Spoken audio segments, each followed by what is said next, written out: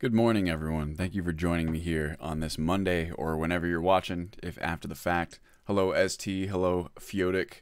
Hope you guys are having a wonderful morning or afternoon or evening. I never know which time zone to address, so I'll just address all of them at once. Thank you guys for joining me today, we'll say. And that's not even correct if you're watching it after the fact. Hope everyone had a wonderful weekend. Today, we are going to be doing, 7 p.m. here in Czech Republic. Oh my gosh, that's wild. All the way from the Czech Republic. I appreciate the view, Fiotic.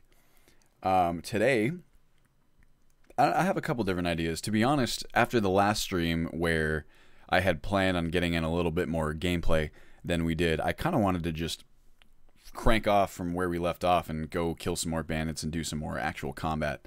I was also having a lot of fun doing that, and it reminded me of how out of practice I am. I gotta make sure I get my practice in before I start Season 2. The other thing I figured we could do is just continue on through development. I thought I would show off a little bit of, you could call it a problem that I'm having, but problem feels too strong of a word.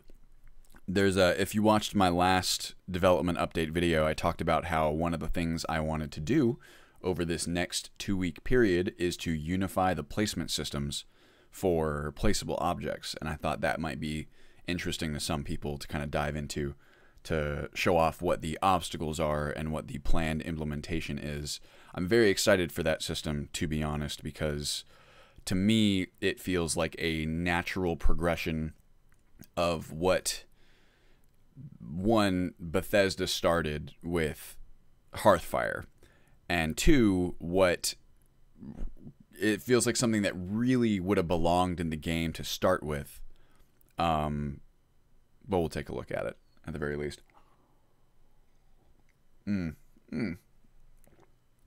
one chat there that I can't see. I can see it on my stream, but I can't see it on the chat window.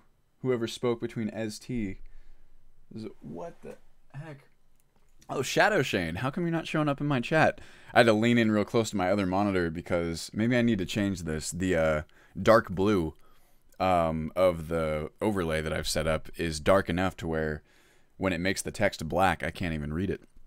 Anyway, so first things first, why don't we look at that placement stuff? So this is really cool.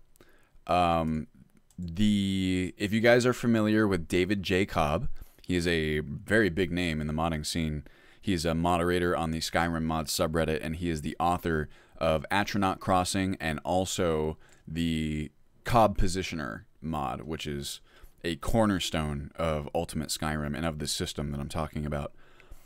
So basically what's happening right now, I'll show you just, actually, you know what? Here, we cancel out. We don't need the reference data. Get on out of here. No, stop, please. TES5 edit. Don't it just keeps going. Can I kill it manually?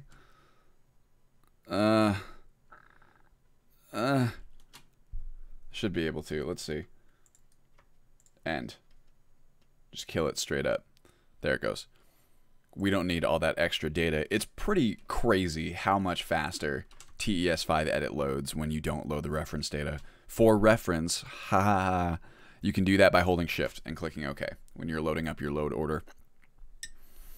Now, I really want to create those modding tutorial videos. I've gotten a lot of requests for that. What are we? 6 minutes in. I figure if anyone's interested in these streams, probably early on is the best place to announce cool new future plans that people would be excited about. See, look, it's already done. That's crazy to me. After the release of 4.0, for those of you who don't know, I plan on making a lot more videos about Ultimate Skyrim. Some of them will be, there's Season 2, which is just a straight-up Let's Play. I plan on building out a bunch of tutorial videos for the actual gameplay, since obviously there is so much that has changed. And one of the biggest requests that I've gotten as well is a list of changes that Ultimate Skyrim brings to the table, just the plugins themselves. Because nothing like that currently exists. There's so many changes, and some of them are so small, and they're just so varied that right now the best way to really tell what's different is to just go through TES5 edit like this, right? Just open it up and look at every single change that it makes, but that is hardly the most efficient way to do it, and most people don't know how to do that, I would assume. And even sometimes when you look at something in TES5 edit, even if you're well versed in the program, you might not know exactly what you're looking at. So we need to go through and make an itemized list of changes, and I thought that the videos could be really helpful in that. Just things, everything from like new player guides to more detailed information on what's different in, say, like a city. Like, what are cities good for? What new services are available? What can you expect from them? What are the pros and cons? Just things like that. The other types of videos I would like to make are modding tutorial videos. That's another often requested thing that I've gotten. Just basic stuff from conflict resolution to making your own patches. Those are kind of the same thing, but not necessarily. Just little edits. I think that there is a lot of demand for such a thing. I know that Gopher has really wonderful basic tutorial videos, but I've never watched them myself, so I don't know exactly what they cover.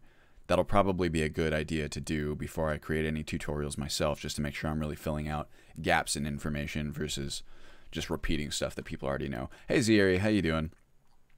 So anyway, just to take a look at this quote-unquote problem really fast. Oh, and I started to say this about David J. Cobb, and this is relevant.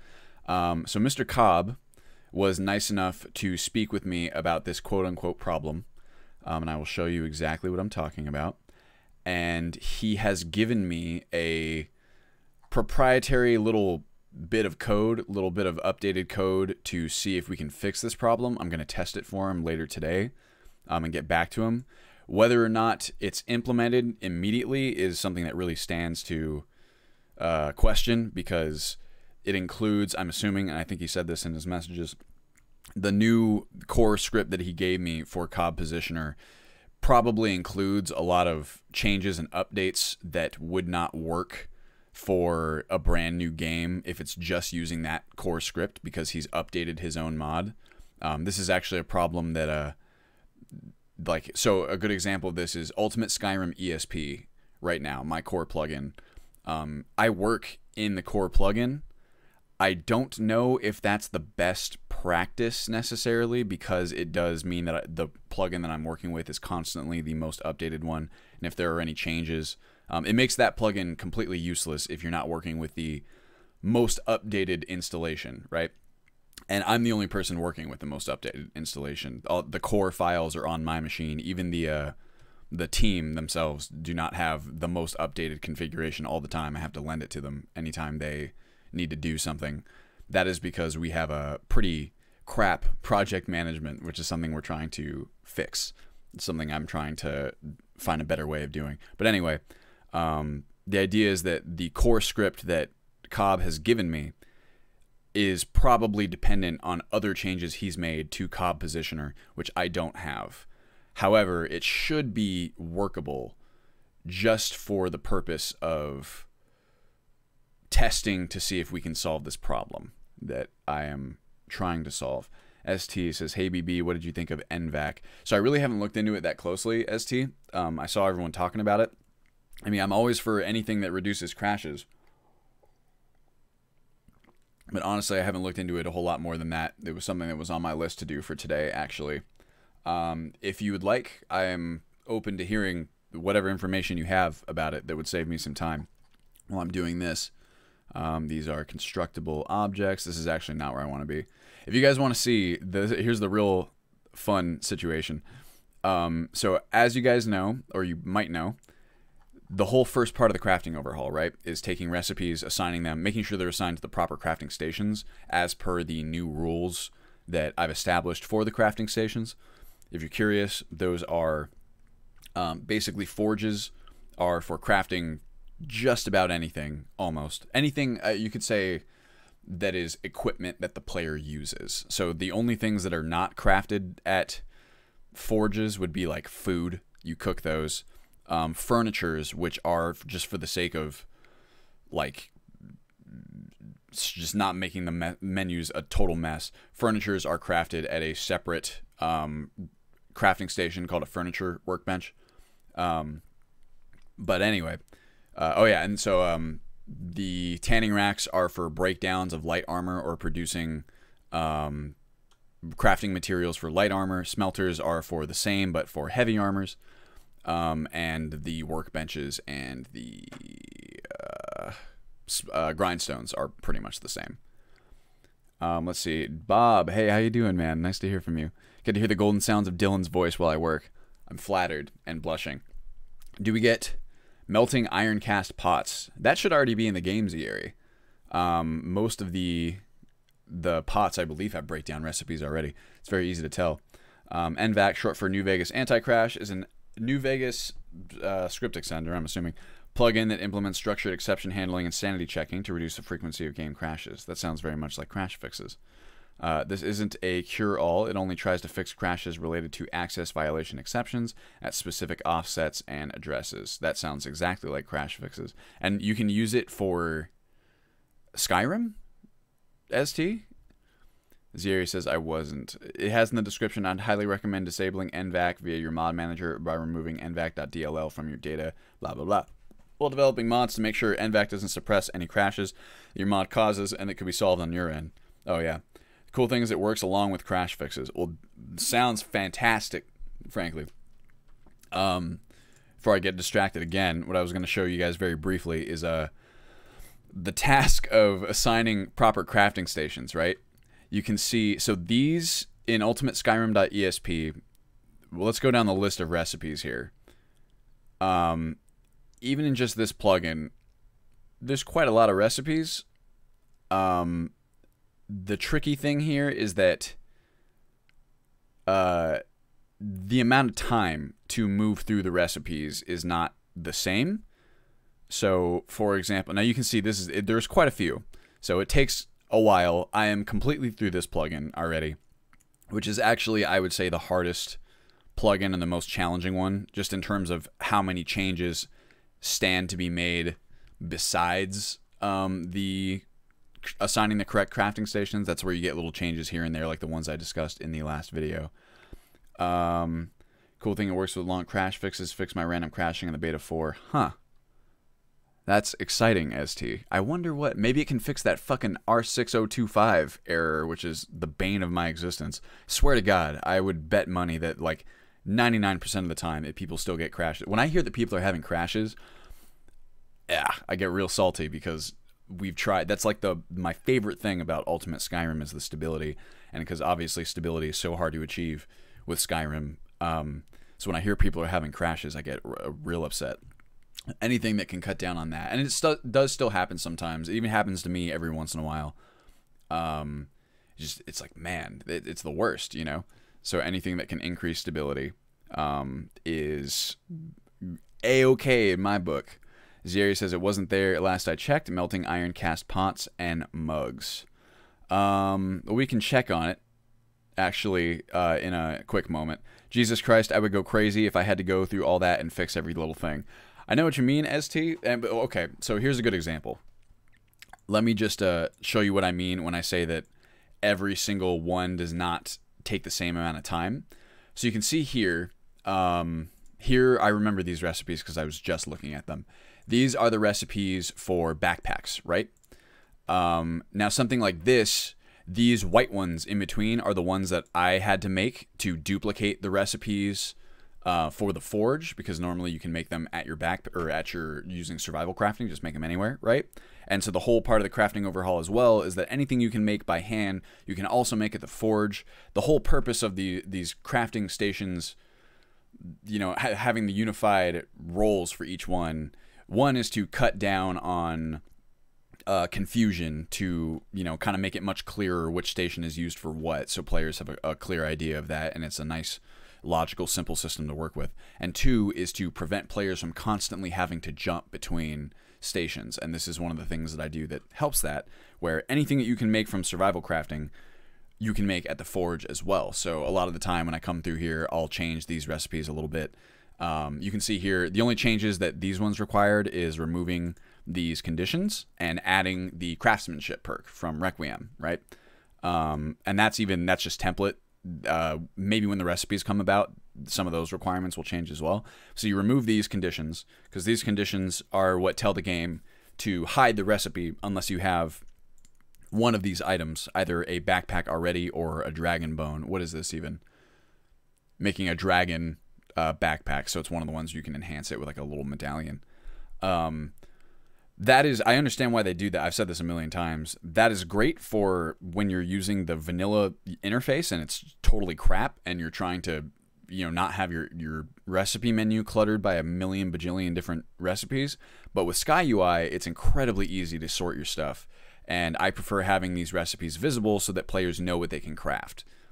If you don't know, the way that it is with this, there will be so many different recipes that you can craft using your currently available skills, but you won't know it because you might not have one of the things that it requires, one of the materials, and I think that's not so fun, because then it requires you to, every time you get a bunch of stuff, you have to run back and forth to the crafting stations and go, oh, can I craft anything new? Oh, is there something new for me to find? It's like that. It sucks. It's tedious, and it's what I would call an unrewarding way to spend your time.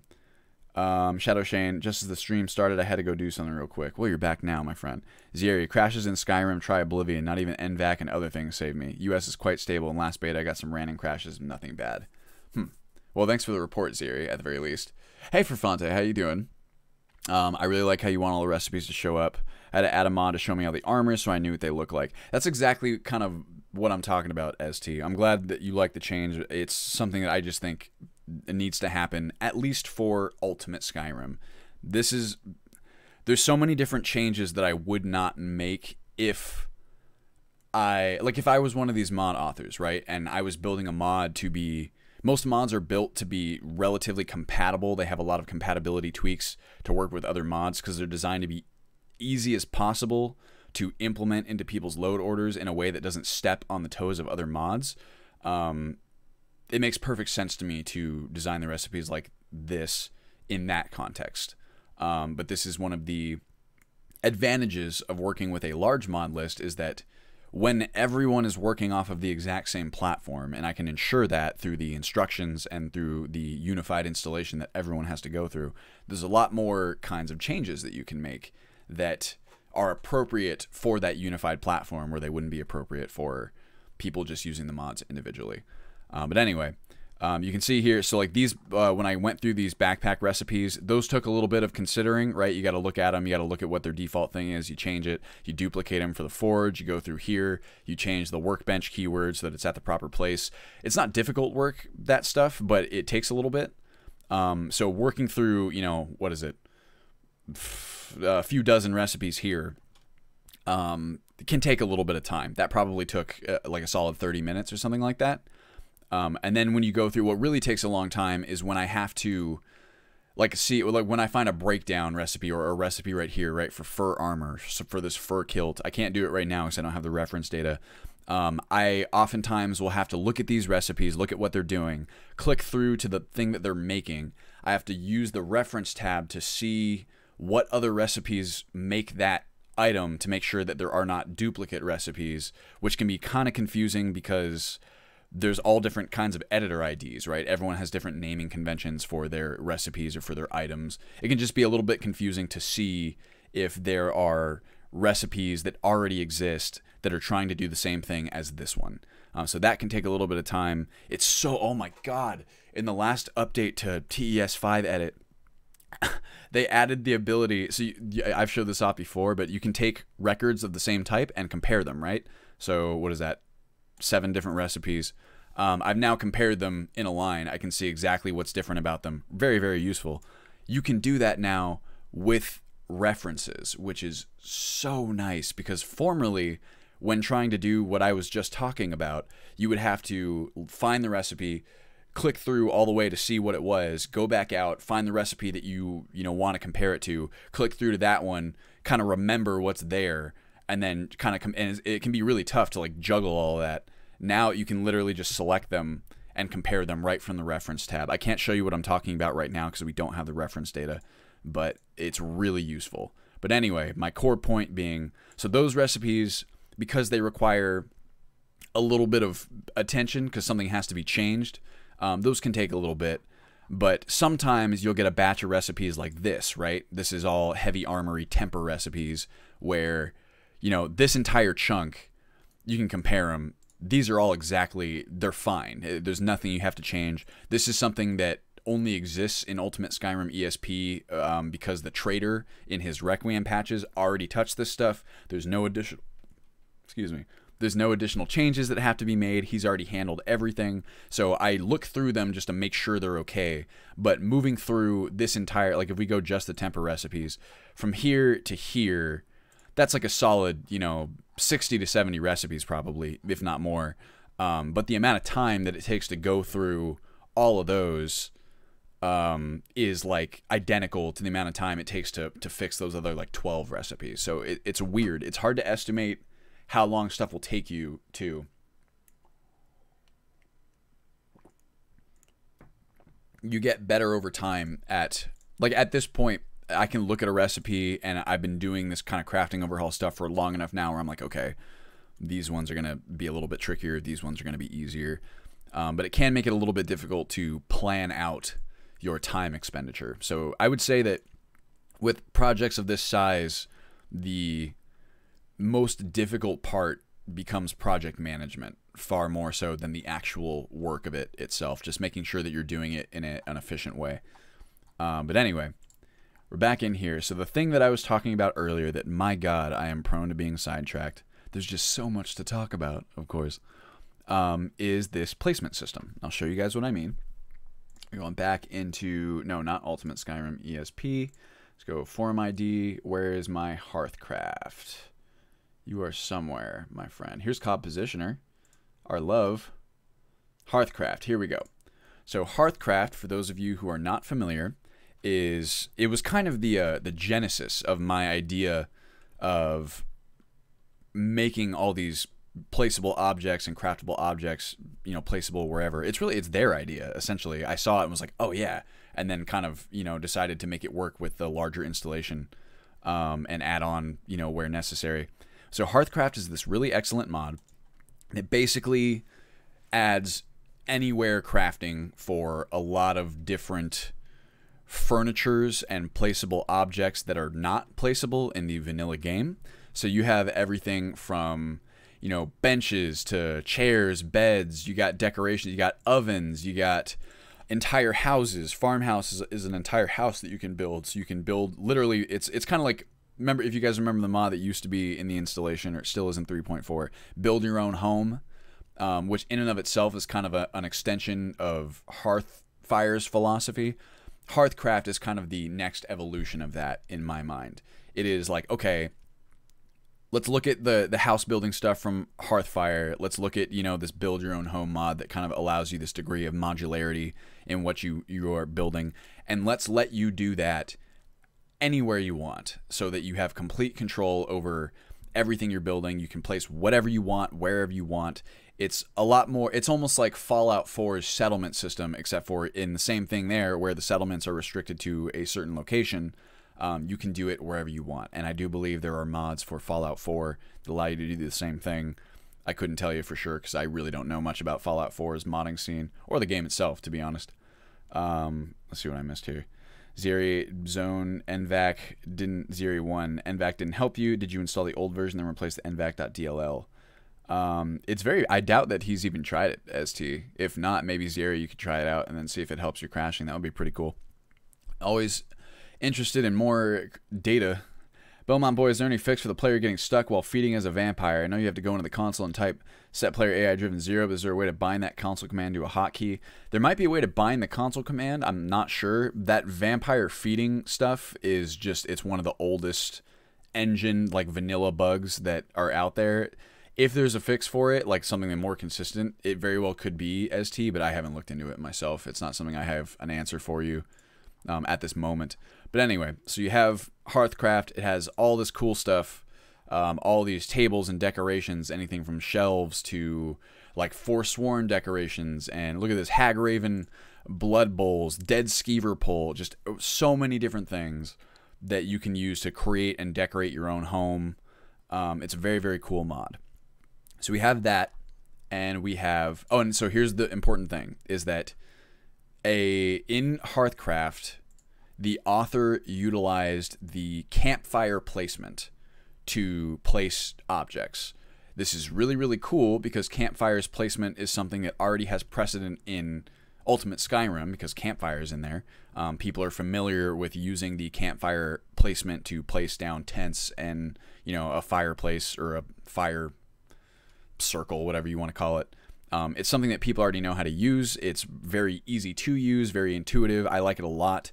I like the little kind of superimposed mesh of whatever you're placing so you can see exactly where it's going to go. And especially, I like the idea that you can pick back up whatever you place very easily. So I really like the Campfire framework.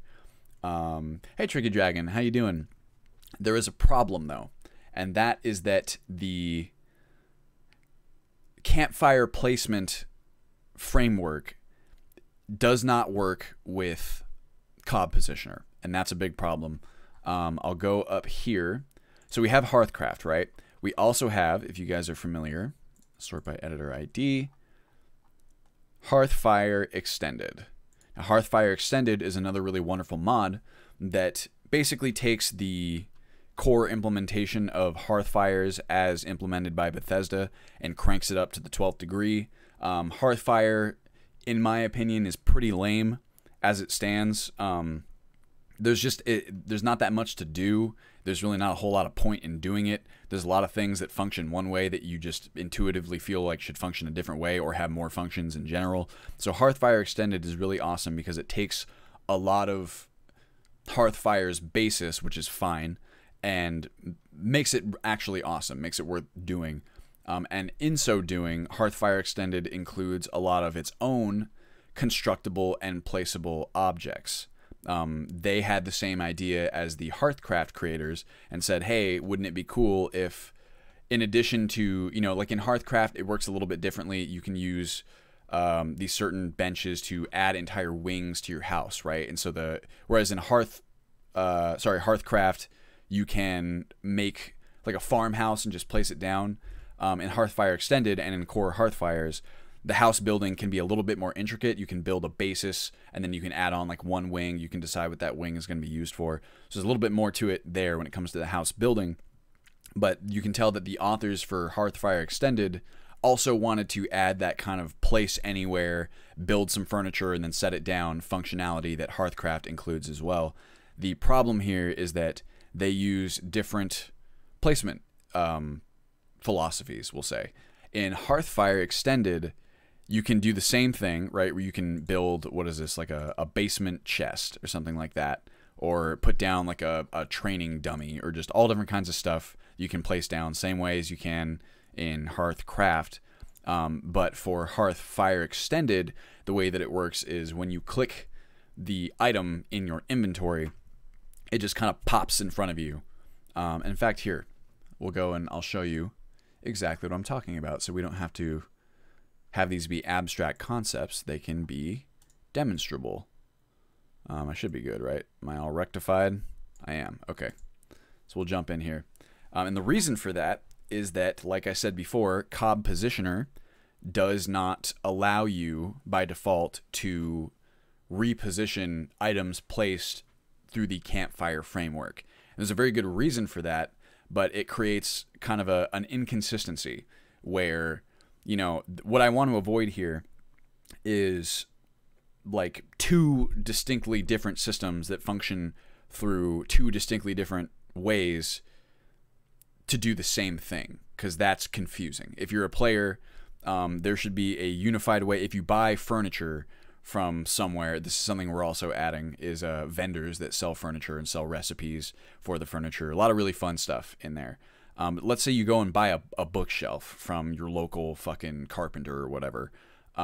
If you buy two bookshelves and they're each a little bit different, let's say one comes from Hearthcraft and the other one comes from Hearthfire Extended, those two bookshelves should function in exactly the same way. And if they don't, it's confusing and weird and it sucks. And that's what we're trying to avoid here. There's also something to be said about making Campfire and that placement framework work together with Cob Positioner, because positioning stuff with Cob Positioner and positioning stuff with Campfire, each one has features that the other one does not.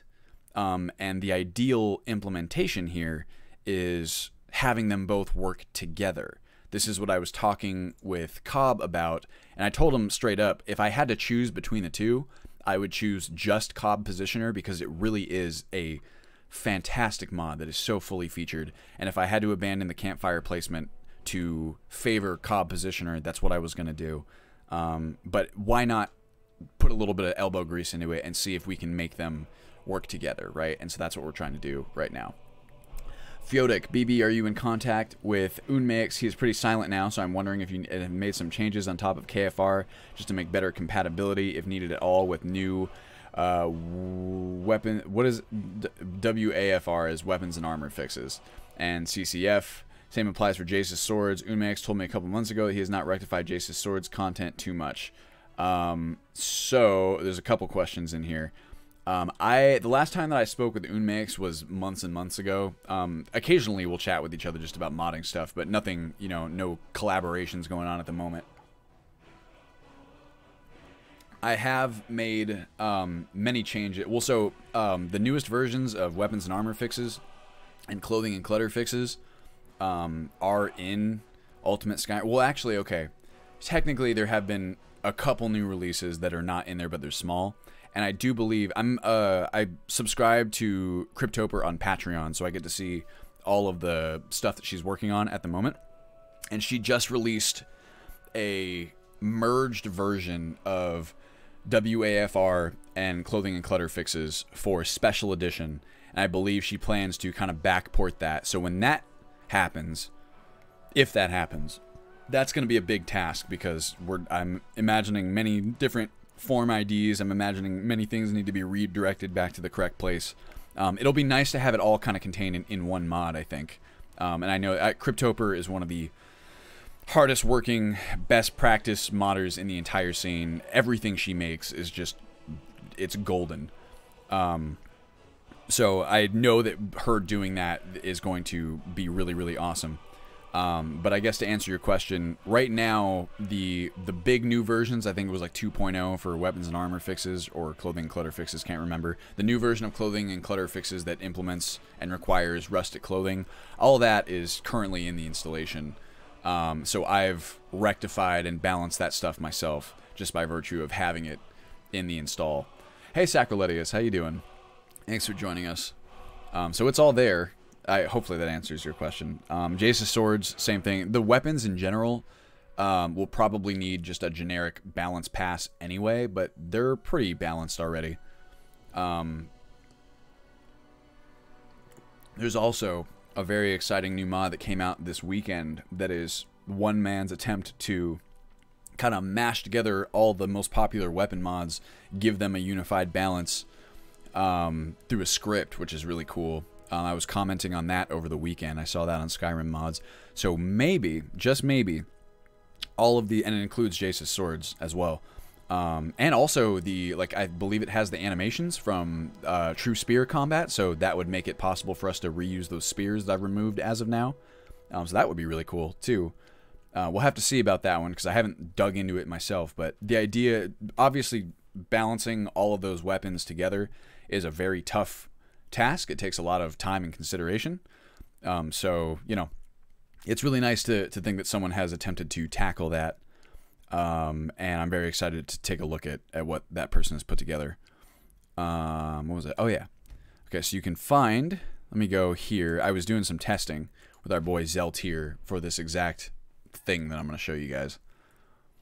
Doing my part for Beyond Skyrim, Iliac Bay. I also made a fix for the bucket head exploit. The bucket head exploit.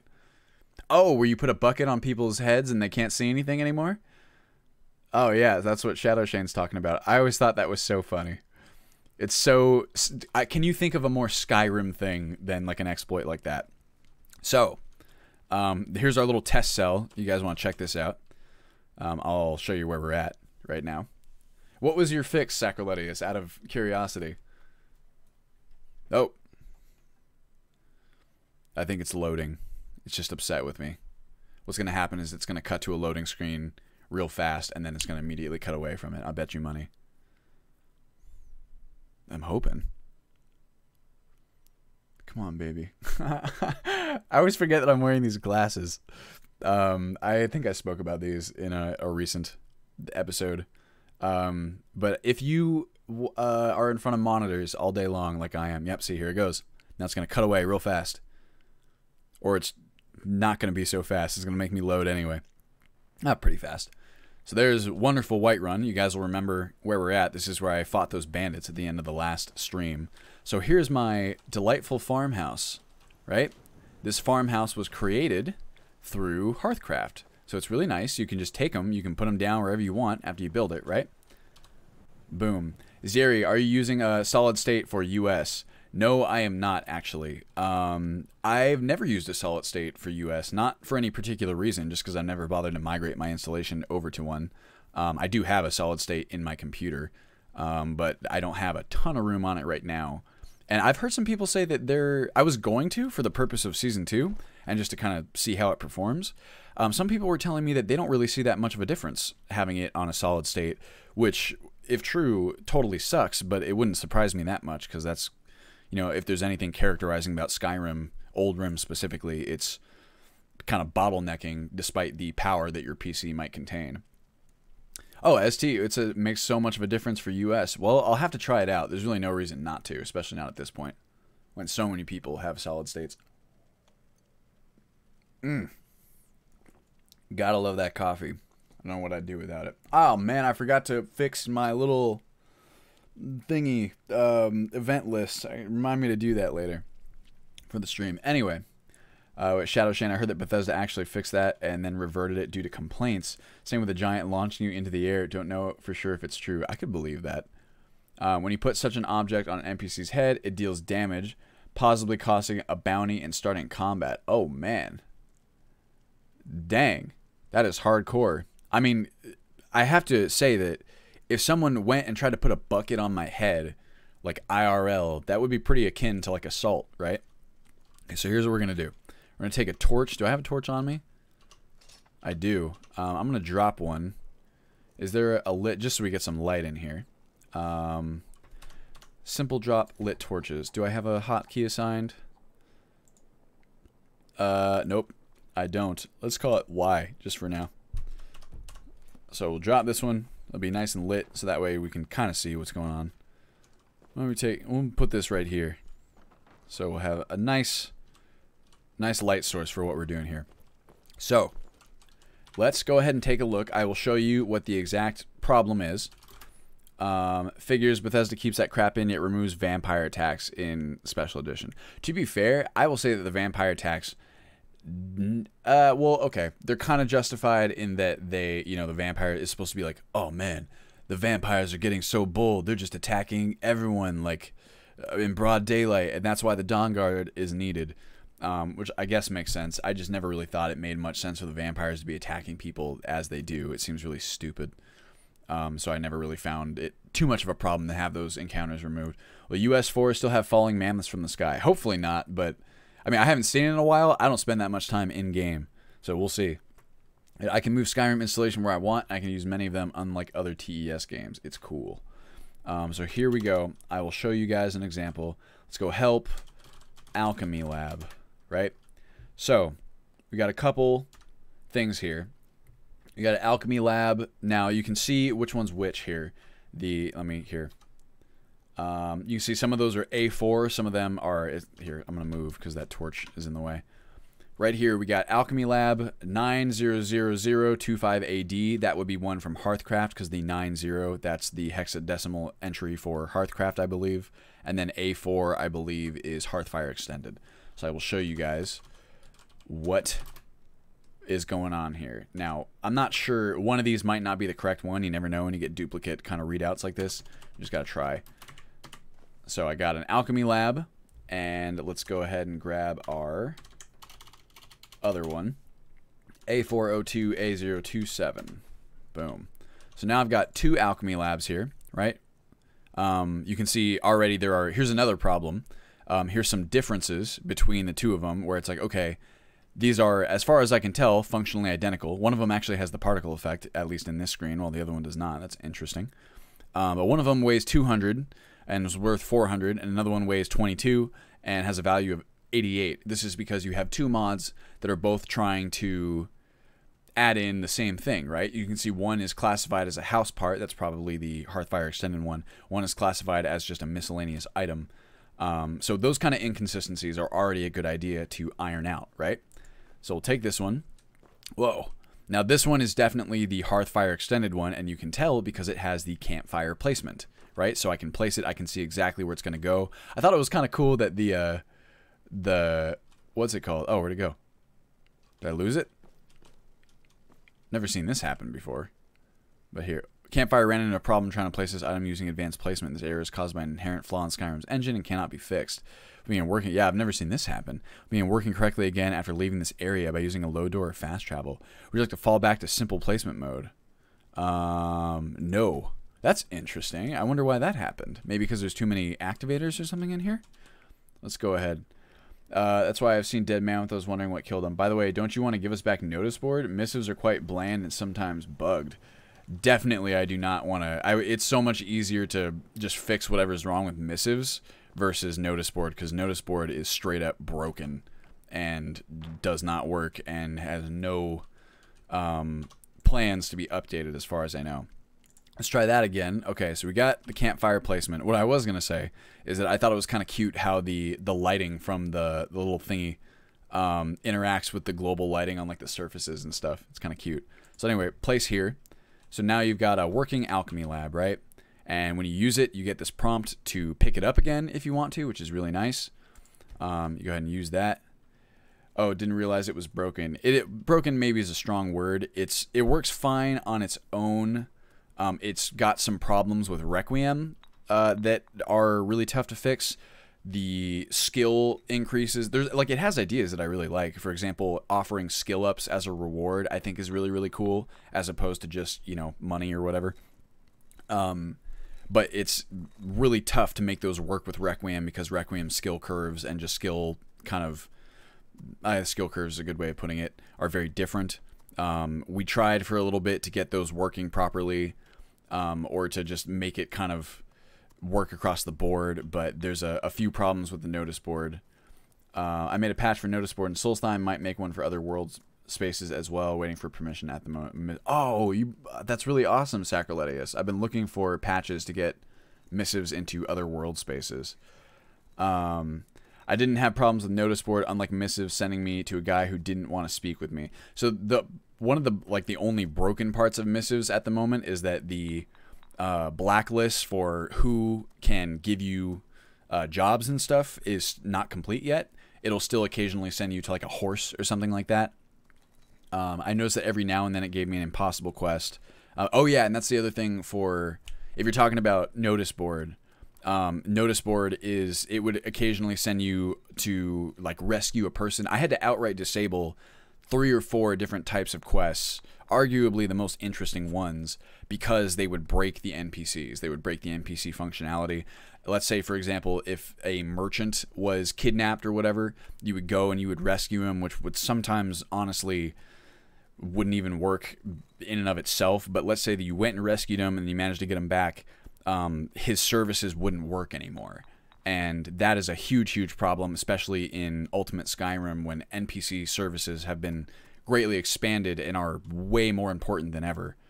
So there's just a bunch of little stuff like that. And like I said, it's missives is still being updated. The implementation is much cleaner. It's definitely going to be the replacement for notice board, and any of missives' smaller problems would be much easier to fix than fixing notice board outright. So anyway, we got this Alchemy Lab, right? Really nice. I've been using Merchant in Skyrim, really enjoying it. I've never heard of that claim. You put that down. Now you got this one, right? You got, where's my other? Alchemy Lab. So this is the one that you place with Hearth Craft, with Hearthfire Extended. So that one, as you can see, just kind of drops down. You don't really get to choose where to place it right off the bat. It's intended to be moved with Cob Positioner. So we'll do that right now. You can see here, move object. There we go. That I can grab this guy and I can move him wherever I want. I can move him over that way. I can move him over this way. It's really nice. I can even move it up in the air if I want to. You can change the degree to which each thing is moved when you press buttons. You hit this. What step value would you like to use when moving objects? We can select 1, and so now the movements are much finer, as you can see. It's just a really fully featured movement app. It's really, really wonderful, and I intend for people to use that mod to, like, you can rotate it, see that way. This is what I intend for people to use when they are trying to fine position their objects. Let's go ahead and make that back to, what is it, 10? Now we're going to move it back this way. There we go. And enter. So that's moved. It's really, really nice for moving stuff to exactly where you want it to be, right? However, the problem there is that you can see when I go to use this... Oh, I bugged it. Come on, baby. There we are. I don't have the option to pick it back up again. It's now, like, wherever I place it, it's permanently there. If I wanted to, like, move it somewhere else, completely somewhere else, I would have to, like, buy or make another one, which is, frankly, really lame. So it'd really be nice to have that campfire functionality, right, where you go to use this, you can pick it back up again. It's like, oh, bam. You can take it, you can place it again wherever you want. Let's place it right here. And it's really nice, and I love having this little mesh overlay, like I said, or like superimposed to see exactly where it's going to land. The problem is, you try and move this bad boy, it's not going to work. And the reason for that is because in the script for the well, okay, hold on a second. Please retrieve my family heirloom, Simon Horse. Sorry, in US 4.0 where you buy shops and train helpers and bodyguards and such. Oh, whoa. Hold on, are you talking about... what's it called? Landlord? That's what I'm thinking of. Because Landlord has been removed. It has very similar functionality to that. Claim, are you saying that there's a new mod called Merchant in Skyrim which allows you to buy shops and train helpers and such? Because if so, that would be really, really awesome. That's something I really miss from Landlord. It's another unfortunate removal where I really liked what the mod did, but it was broken in some significant ways, and they were just far too much to fix if they were fixable at all. Also, the mod Continue Game No Crash fixes the foot IK crash when loading a game from the main menu. Interesting. Does the positioner take into account any nav meshes so NPCs won't run into them? I don't know, Sacriletius. I would be very surprised if so. I don't know. Nav meshes are so finicky as is, and I would be pretty surprised if placing down an object affected the nav mesh so that NPCs would recognize the object. I think it's much more likely that the NPCs would just try to walk into anything placed in their direct nav mesh path, but I don't know for certain. No, I'm using your Ultimate Skyrim build that had Landlord in it. Sorry for the confusion. Yeah, unfortunately, Landlord had to get the axe. Like I said, I really liked the ideas that it had. It's very much like the notice board in that the concept is wonderful. The execution created some problems. You would find this in Landlord especially. Your stuff would constantly be robbed. You would have your NPC... Like, your stuff would get robbed in ways that made no sense. Like, you would have people on Solstheim robbing your store in, like, Riften, and the frequency was just, like, so much, and it was impossible to, like, change it in any significant way because of the way that it was coded. I don't want to say impossible. We looked into it a little bit, and it just kind of wasn't worth it. You would also have issues whereby the investments that you would make in your employees would reset for reasons that we couldn't quite figure out. So you would spend all this money training your workers and your bodyguards, and then suddenly, for reasons that we simply couldn't find, all that progress would be reset, and that was upsetting people, understandably so, because, you know, you're making all these investments and getting nothing for it. Like I said, it was a good idea, and it felt very, even at the best of times, it felt pretty, like, modded, if that makes sense. As many of you guys know, one of my goals for Ultimate Skyrim is to make the whole thing feel nice and contiguous, almost like you can't tell what was vanilla content and what is modded content, and Landlord, unfortunately, made that pretty obvious. So anyway, you can see here that if I want to move this, no problem, I can move it, and I want to move this, not so great, can't move it. And the reason for that is because of the core Campfire Placement script, which uses a function called block activate. The reason that it does that is because normally when you activate this, right, you use the Alchemy Lab, that takes you right into the alchemy menu, as we just did right here. You can see it. Bam, boom. We're using the Alchemy Lab, and we're here looking at our ingredients and such. The reason that the Campfire script uses block activate, at least as far as I can tell from going through the script, is to allow the game to give you this little message box right here that says, what do you want to do? To give you those little options for just, picking it up, or I believe some activators have even more options than that. But basically, you need to block the initial activating function in order to allow the game the opportunity to hit you with this message box. And it's very simple to carry through that original activator functionality with a message box option, which is exactly what happens here. So if you click use, it just carries through as though you had just used it right off the bat. So it's very easy to use that way. It's really, really nice because then you have the option to pick it back up again. You can place it wherever you want. And you can see how what would be the perfect implementation is if we had the Campfire Placement framework that allowed you to place things using that cool interface and also to pick stuff back up again. Also worked with Cob Positioner so that once you place something, if you wanted to give it some sort of fine tuning or adjustment, you could do that as well and make use of all the really awesome features that Cob Positioner has. So right now, that's what we're trying to do.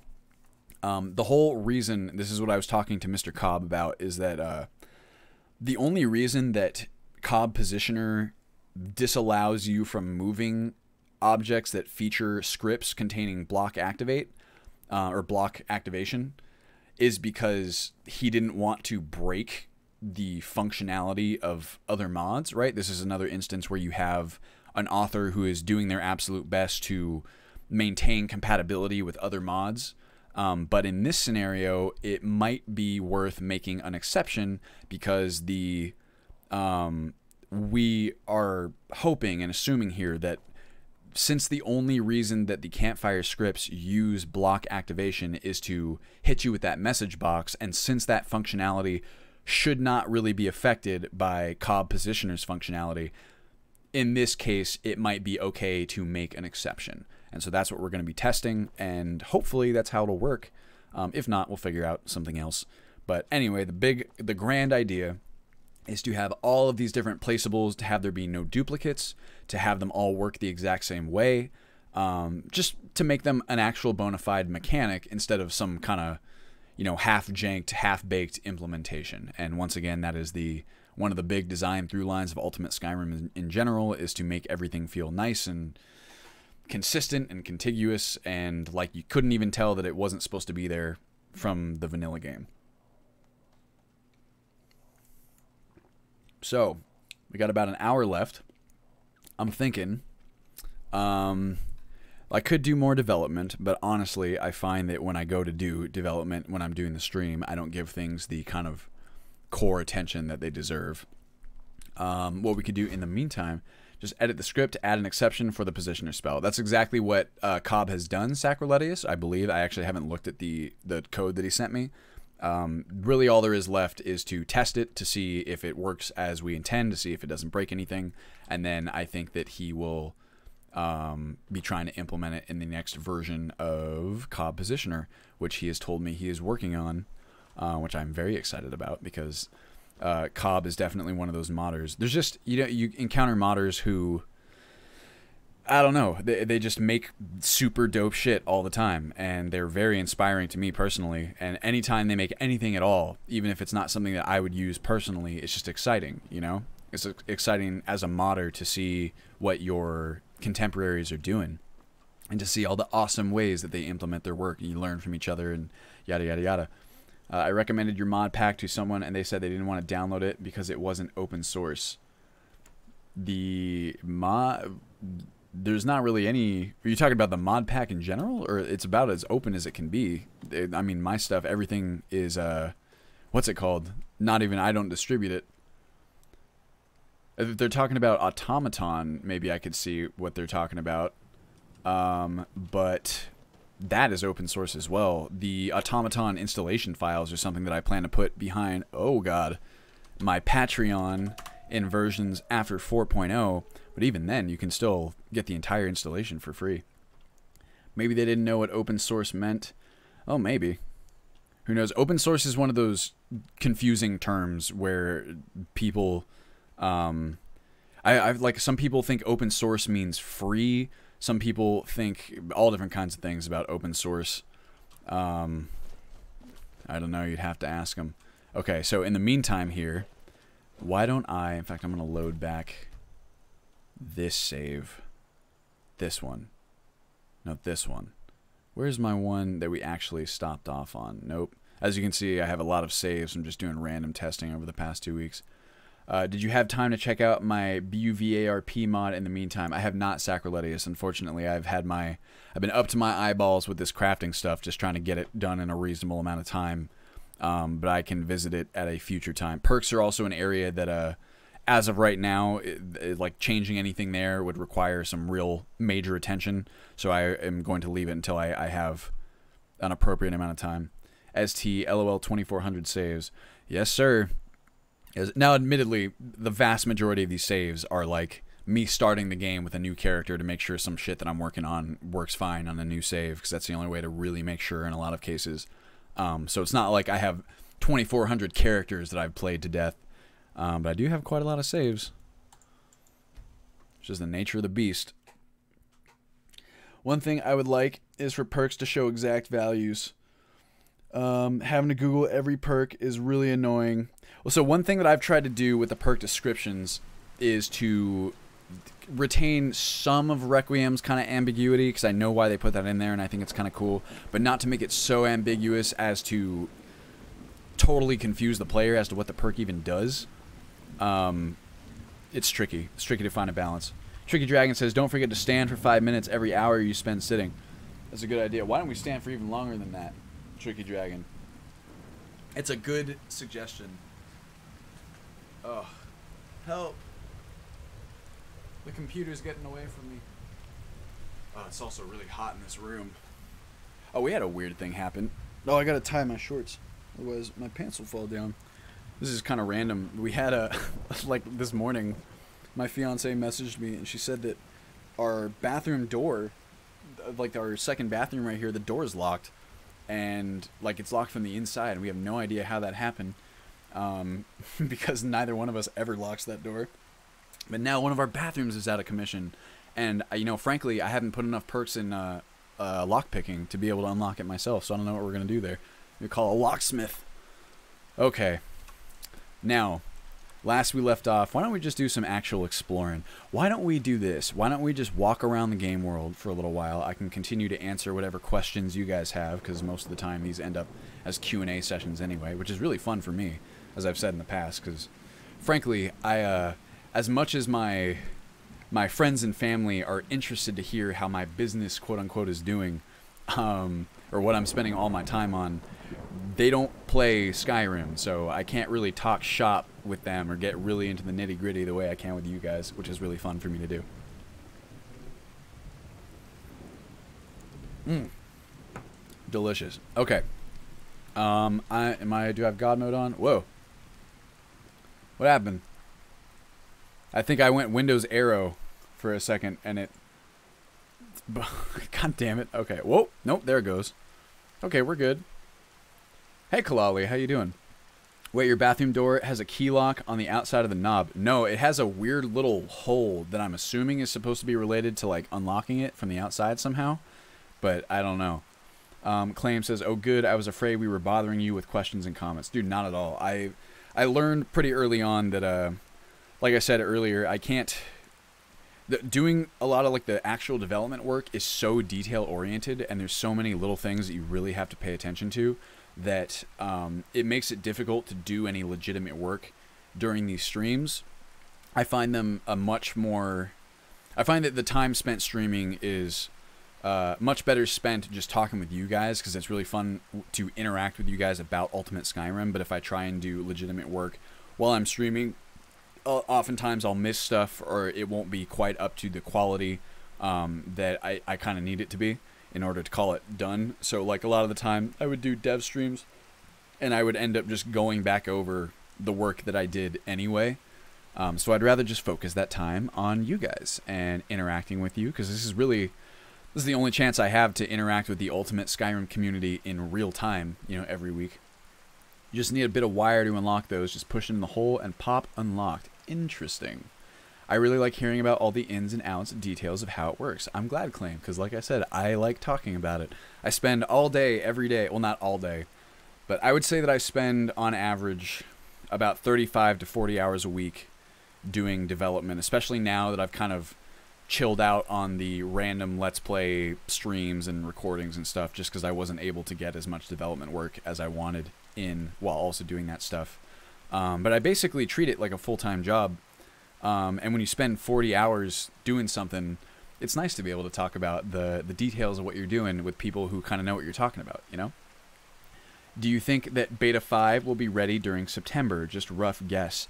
I would really like it to be Feodic. Like I said, the difficult thing is that moving through those crafting recipes, the time spending it, that's a terribly constructed sentence.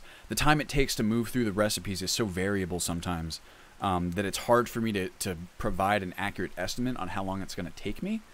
But I'm trying my best to get it done real quick. And with Beta 5, what has to happen, like I said in that development update video, is that I need to get all the crafting recipes sorted out for that first pass. And then I need to create and assign the recipes through the new recipe and blueprint system, which is tricky. It's not going to be a small task. It's going to be tough to do, but it's uniform. The task itself is the same for all the different recipes. Arguably, the tougher part is what I'm doing right now, which is, going through all the recipes on the first pass, because that's where you see, one, they have to be assigned somewhere. That part's easy. Two, if there's anything I need to change about the recipes, or if I need to make duplicate ones, or just adjust them in some way, that takes actual design time, and design time is tricky, because those are the times when I have to sit here and go, okay, here's an item or a recipe or whatever that is challenging my conception of the new system that we've designed here. How do I make this fit into the system, or does the system need to change in some way to accommodate whatever I'm looking at, or how does this fit into the system at large? That stuff can take time, because you have to think about it, right? It's not just going through and doing a monotonous task. It's like active creative work where you go, okay, how does this work? How am I going to implement this into the game in the way that I want? So that can take time, and there will be a lot less of that for the second part of the crafting overhaul. So I'm hoping that second part will move a little bit faster, and if that is the case, circling back to your initial question, September is not a crazy estimate. That is something that I would really, really like to do, is to have it out by the end of September, but I really can't promise it. Where did I leave off? I was hanging with a streamer. ST says, I love Ultimate Skyrim. Thank you very much, ST. I do too. I was hanging with a streamer once who said I should keep modding because I can put that on my computer science resume. I'm sure you can. It really is, it's time that you're spending doing computer science stuff, especially if you're coding. I think a lot of the time, depending on what kind of positions you're looking at, code experience is something that people really care about, and depending on what kind of modding you're doing, there's a lot of that. Another question out of current theme: did you fix something in the Breeze Home mod because it's working really nice while people complaining it's bugged? I haven't touched anything at Breeze Home for quite a while. I don't know what is the bugs that people are reporting. I haven't seen them. I was like, games. Well, so a lot of people, the reason that they mod, because obviously you can't make money, right, modding, not directly. You can't like sell mods, which is it's really tricky, because if there's any, it's like, I know how much time and effort it takes to make mods, and especially like these really fantastically well designed ones. There's an adage in the modding community, right, where it's like modders are the only people who leave work from their actual jobs and then go home and then do more work, because it really is work. I wish there was a better way to have people be compensated in some way. I know that if I were not able to be compensated in some way, like through this whole Patreon business and everything that we're building out there, frankly, I wouldn't be able to do this. It's just too much of a time investment. And I wish there was some way for them to get something out of it. But anyway, some people do mod because it's so good for their resumes and because it gives them actual experience in game design, which they then hope to use as a stepping stone into some sort of game design position at a company. Think about my man Alex from Fallscar, right? He built Fallscar as it's like a living resume. It was like, hey, look at all this different stuff I can do. I coded this entire kind of DLC-sized mod that includes everything from new levels to, like, you know, branching stories, new environments. He gets to show off all these different skills that he's built, and I do believe that got him a job somewhere. It's pretty interesting, and it's something that people can get out of modding if they can't be compensated for their time, which is a very tricky question. And definitely not everyone's looking to be compensated. Some people do it just because they want to, because it's a hobby. There's all different kinds of, there's as many reasons for modding as there are modders. I just wish that sometimes there were a more direct way of just compensating modders in some way. It's something I think about a lot. Maybe one day in something that's reasonable.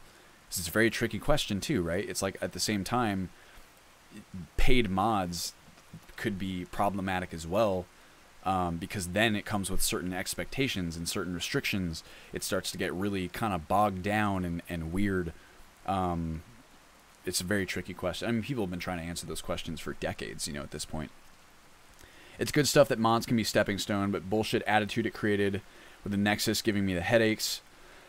I mean, I get where you're coming from there too. You know, it's like the Nexus, God, they have such an unenviable job, and I try my best to. So Ultimate Skyrim is obviously for some people a very contentious thing, because you have the whole thing is a mod list technically, right? It doesn't include anything that isn't my own work.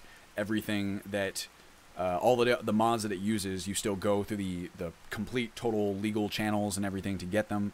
And then my files work in the exact same way. You have the whole, there's people who dislike that modders have Patreons, like, at all. People who think that there should not be any sort of money involved in any part of, like, the modding scene. You have the Nexus who gets to juggle all of these fucking different attitudes. That get to juggle the mod authors, trying to protect them as best as they can with the various permissions. But then you have sometimes mod authors who get, frankly, pretty wild and restrictive when it comes to their permissions and what can and cannot be done. Then you have users who, you know, frankly, are not interested in any of those conversations and are just looking for a semi-reasonable user experience, which is like something that I've tried to provide through the complete legal channels, quote unquote, or the proper channels. And then you have users who are, frankly, I use this word very carefully, but I've seen users act very, like, entitled towards mod authors who, you know, as we talked about, don't earn anything for what they do, who provide these really amazing experiences. Then you have users in their pages being absolutely awful towards them because of something, one thing or another. And you have people saying, like, well, you know, for like mod authors, like, if seeing, like, the users being upset, like, bothers them so much, like, just don't read the comments. And I guess that's like a solution, but I can tell you from firsthand experience that it's not quite so simple. Let's say you want to support what you do, right? Like, you want to make mods and you want to help people who are having problems with it. You want to interact with the community. That's something I really enjoy a lot. When you receive super negative comments that are just really, like, shit, or, like, okay, that weapon mod that I was talking about earlier, right? The one where the guy had tried to take all these weapon mods and, like, unify them and fill out features that were missing and, like, add in animations that were missing. That must have taken such extreme effort, and that person, like, made their work available to everyone who wanted to use it, and it was just so amazing. And one of the first replies that I saw, like, in that post was someone being like, well, weapons aren't immersive anyway until they have, like, this feature that I want, so, like, let me know when that happens. And I'm like, imagine if you just spent 100 hours building out this thing, and you're not expecting recognition, you're just doing it because you want to, for whatever reason, and then you put it out there, and then the first thing that you see is just someone just kind of shitting on it, you know? that I think is the kind of thing that happens in a lot of different industries. And anytime you're making anything that is user facing, you're going to encounter attitudes like that sometimes. It's just the nature of the beast. But I can tell you from firsthand experience, dealing with that kind of stuff is a lot easier when you have something to show for your work at the end of the day. Like if you're working for a software company and, you know, you're getting paid a paycheck, and, you know, people, you know, are being assholes. It's like, well, yeah, they're being assholes, but that's just kind of how it goes sometimes. And, you know, I'm going home at the end of the day and I'm able to feed my family and do whatever. Let's just say that I understand why a lot of modders get burnout and tend to leave their work. It's very tricky. Sorry, I went on kind of a tangent there. It's good stuff that mods can be stepping stone bullshit attitude created. Nexus favors parlor modding, unfortunately. I mean, they do, but like I said, I get arguments on either side, and God knows I can't tell you what the right fucking decision is. That's why I said I don't envy the position that the Nexus is in, and the times that I've had to work with them for resolving. Like there was one time when initially I first started my Patreon, and there were part of the modding files were part, like, kind of behind it, allegedly, to be sure that everything was kosher, the Nexus took my file down for a little bit, and there were some people in the community who were really upset at them for that. There were arguments on either side. But I was working with Sir Salami, who is the community manager, like behind the scenes, just to make sure everything was kosher. And frankly, I felt like even at the time, I understood exactly what their concerns were. I understood exactly why they felt they had to do what they had to do. And the fact that they were willing to work with me to be like, okay, like Sir Salami, we were messaging behind the scene, and he was basically just kind of like, our hands are kind of tied here, but maybe if we make like these changes, like it'd be fine and it'll be okay, and we can find a way to like make this work. The fact that they were willing to work with me at all, I think says a lot about the fact that they really do care. I think that no one, and like, okay, Nexus, they do earn, like, they have to pay people salaries, right, to like do those jobs. Like Sir Salami, I'm fairly certain, gets paid like a salary, so it's his job, but that doesn't mean anything. Like, you can just get paid to do something and then phone it in and then go home at the end of the day, and tons of people go to their jobs every day and do exactly that. I don't think that people would try that hard at like the Nexus if they didn't care. And I think that they have a very unenviable job of juggling a lot of different interests, a lot of people's concerns, and I think that is, I'll just say that my personal experience with them has been it's one of the things that kind of makes me proud to be part of the modding community, even if not everyone agrees with what you do, or people have, you know, differences of opinions, and sometimes they're not very nice about it. It's tricky. It's pretty BS, by the way. I understand Bethesda doesn't want people selling their mods, but mod authors should be allowed a Patreon. I mean, I agree with you, Bob. They're tough questions. And I think that most people would agree with you there. I think that even Bethesda so far, we don't really know how they feel about modders having Patreons, but I have to imagine that they don't really care, because they don't really have a reason to care. I think the only reason that Bethesda would care is if the modders' Patreons were violating terms of service. And I've read the terms of service, obviously. It's in our best interest to be educated about that kind of stuff. The terms of service, as of now, really the only thing that it talks about is selling the mod files, the proprietary file types that Bethesda owns. So we're talking ESMs, we're talking ESPs, your plugins. You cannot sell those. And I get why that's the case with Bethesda, I guess. I'm not a lawyer, and God knows copyright law and intellectual property law is confusing enough as is. Maybe it's, you could argue it's a necessity. I don't know. But I understand why they protect in that way. And if a mod author has a Patreon where people can support what they do, and they're not listing any of that stuff behind their paywall or whatever, I don't see why Bethesda would have any reason to mind. I think it's crazy that some of the users, or even in some cases mod authors, will come out and be upset that other mod authors have dared to have a Patreon so that people can donate to them in a reasonable way to continue their work. You see mod authors who have a Patreon, who in their Patreon, it's like they're fucking terrified to have it in the first place. You know, they're like, oh, I don't want people to think that this is paid mods or whatever. I'm just, you know, hopefully if you feel like donating, like here and there, like it kind of allows me to continue my work. But I swear it's not paid modding. It's a really crazy environment that we all exist in. I don't know. Let's see. How you distribute the new blueprints, BB. I'm so excited for this new feature. So, Fiona, back on topic. Well, I suppose it's all on topic. The blueprints, my whole plan for this is something that I plan on doing with a lot of different item categories in the game. So the way that blueprints will work is that vendors, you're talking just miscellaneous, you know, pawned goods vendors, smiths especially, will have a slightly higher selection. Blueprints are just like any other item in that they will be distributed amongst leveled lists and merchant lists based on how rare they are. Also in loot lists, so when you're out, you know, in the world, you might encounter, you might find a cool new blueprint that's really awesome and that'll allow you to craft some cool new item.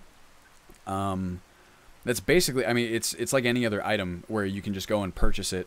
What I'm really, what I meant when I said I'm trying to do this with a lot of different item categories.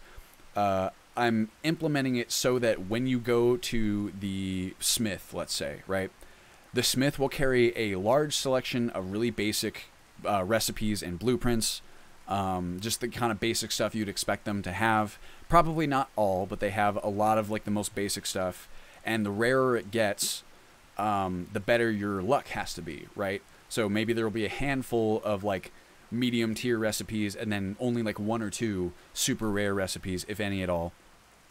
So you're constantly encouraged to check back with merchants, or maybe spend a little bit of time in a place, wait till their inventory resets after 2 days, go back and check it again. I really love, this is something that I took directly from Animal Crossing, which is one of my favorite games. I think that one of the most effective parts of Animal Crossing's gameplay loop and gameplay design is this like rotating inventory of stuff that you can find in the game, whether it's through, you know, a shop or other things that you get from NPCs. Just this idea that there's a very large pool of things that you can get, but there's only a certain amount of them that will show up on any given day. So you have a reason to continue playing and to continue checking those inventories, and to be excited about the next time you wander into town. It makes you want to, you know, go down to the local blacksmith and say, hey, what do you got? You know, you got anything cool for me to look at? And then you find something, maybe you see something and you really like it and you get excited about that. Or maybe you're like, like nothing here is really striking my fancy, but I know that it's going to be different in 2 days from now, so I'll check back then. It just kind of keeps you excited about what's going on. And that is a system that I would like to carry through to many other item types in the game. I've already implemented a system like that for spell tomes, and specifically in context of the new systems for entry into the College of Winterhold. I plan on doing that with like alchemical ingredients. In fact, here, this is something we can do. Let me load this man. Jarl's no, not that one. This one. This is fine, actually. Let's go check the alchemy ingredients. Just, I wanted most things in the game to function that way. So we're adding in a brand new system of furniture vendors, which, you know, the furniture vendors will also sell recipes for different furniture types. Maybe even in some cases they'll sell like books that will teach you how to craft like many different types of furniture, like in a certain style or something like that. I'm kind of playing with those ideas. But in the same way, you'll go and hang out and you'll say, like, you know, you walk down your local woods craftsmanship guy. What's the carpenter is the word that I'm looking for. And you'll see what they have in their inventory. And maybe you'll like something and you'll buy it. Maybe you won't. Maybe you'll find a recipe that's really cool. Maybe you won't. But you'll want to come back later and check to see what they have, because they might have something you want at a different time. And that system is something that I would like to see for many different types of items in the game. I would like to give all modders all my love, but I want more in my game than just one small mod. I don't see any problem paying for mod lists or bigger mod collections. I have to say that new ETAC work in progress version, not in US4, has absolutely beautiful Riverwood. Did you have a chance to try it? Also, the performance is very good. Feodic, I have not had a chance to look at the new ETAC stuff, but Miss Jenna B, she's the author of ETAC. Same thing, her work is just fantastic. And I know that the reason she wanted to, or one of the reasons at least that she wanted to just restart ETAC in a sense, I guess you could say, is that, oh, please don't talk to me, Sophie. Would you like to buy some flowers? I'm sorry, she makes me so sad every time. You hear, she's like, oh, okay, I'll see you later. It's like, I want to adopt you so bad. I feel so bad leaving you out here in the cold. But anyway, I believe she said that one of the reasons she wanted to restart the mod, quote unquote, is because she learned so much over the course of building the just ETAC, like all the different versions, right? And like as you do when you do anything, you learn like better practices, you learn better ways of doing stuff, you produce higher quality work. She felt like an entire reboot was necessary just to rebuild the mod from the ground up using all the advancements and techniques that she had learned. So the idea that her new versions of, you know, like all the places like Riverwood and stuff are beautiful and probably perform even better, it doesn't surprise me at all, and I'm very excited to check it out when I get a chance. Zieri says, you're selling your services and own work. I don't see the problem. I mean, that's honestly, that's how I feel about it, Zieri. I think that anything that... You're far too old for this sort of journey. We don't know what's inside. Yeah, white file. Let's just say that's exactly how I see it. But when you do anything in the world, people will disagree with you, right? And there's not any... When you're trying to do anything, there's not a path. There exists no path, in my opinion, where everybody absolutely loves you, everybody loves what you do, people just unequivocally don't have a problem with you. If you're trying to do something, you know, people are going to disagree sometimes, and that's just the nature of life. In my opinion, as long as you are, you know, not hurting anyone, as long as you're doing what's right and what's fair by your own estimation, I guess that's all you can do. Your own work is using file architecture. It belongs to someone else for their product. I mean, I'm sure that's why Bethesda has their, what's it called? That's why they restrict you from using any of their proprietary files in something that earns money. And that's one of those reasons why, like I said, I can see, even from Bethesda's perspective, like, I think, honestly, at least some of what Bethesda's done over the years, even between like that initial kind of paid mods fiasco, which I don't think was a great way to go about it, but even the Creation Club, I think that Bethesda, at least by my own estimation, does seem to kind of want to find a way to have modders be compensated or to get something for the work that they do. That's kind of the impression that I get. I don't know if that's exactly the case. That's how it kind of feels to me. The same thing, it's like, who bothers to go through all that trouble? And it does benefit them as well, right? Like keeping the modding community up and whatever. And you could say it's like, oh, well, if modders are being compensated through a legal channel that Bethesda has established, that also helps Bethesda because they get a cut, and it also keeps their modding community up and running. But like, dude, the world, that's how it works. If people don't get anything for the work that they do, whether that anything is monetary compensation or something else of value to them, they just won't do it. And I think that's just the factual nature of the world that we live in. Anyway, I think that Bethesda has tried at least a couple different times to find like a fair way to get modders something like for what they're doing. I do kind of understand why they can't just allow people, you can't just, it's like, oh, I made a mod, I changed this and this and this, here's my plugin, give me money for it. I think that that's something they would have to defend against legally. So I understand like why they do it.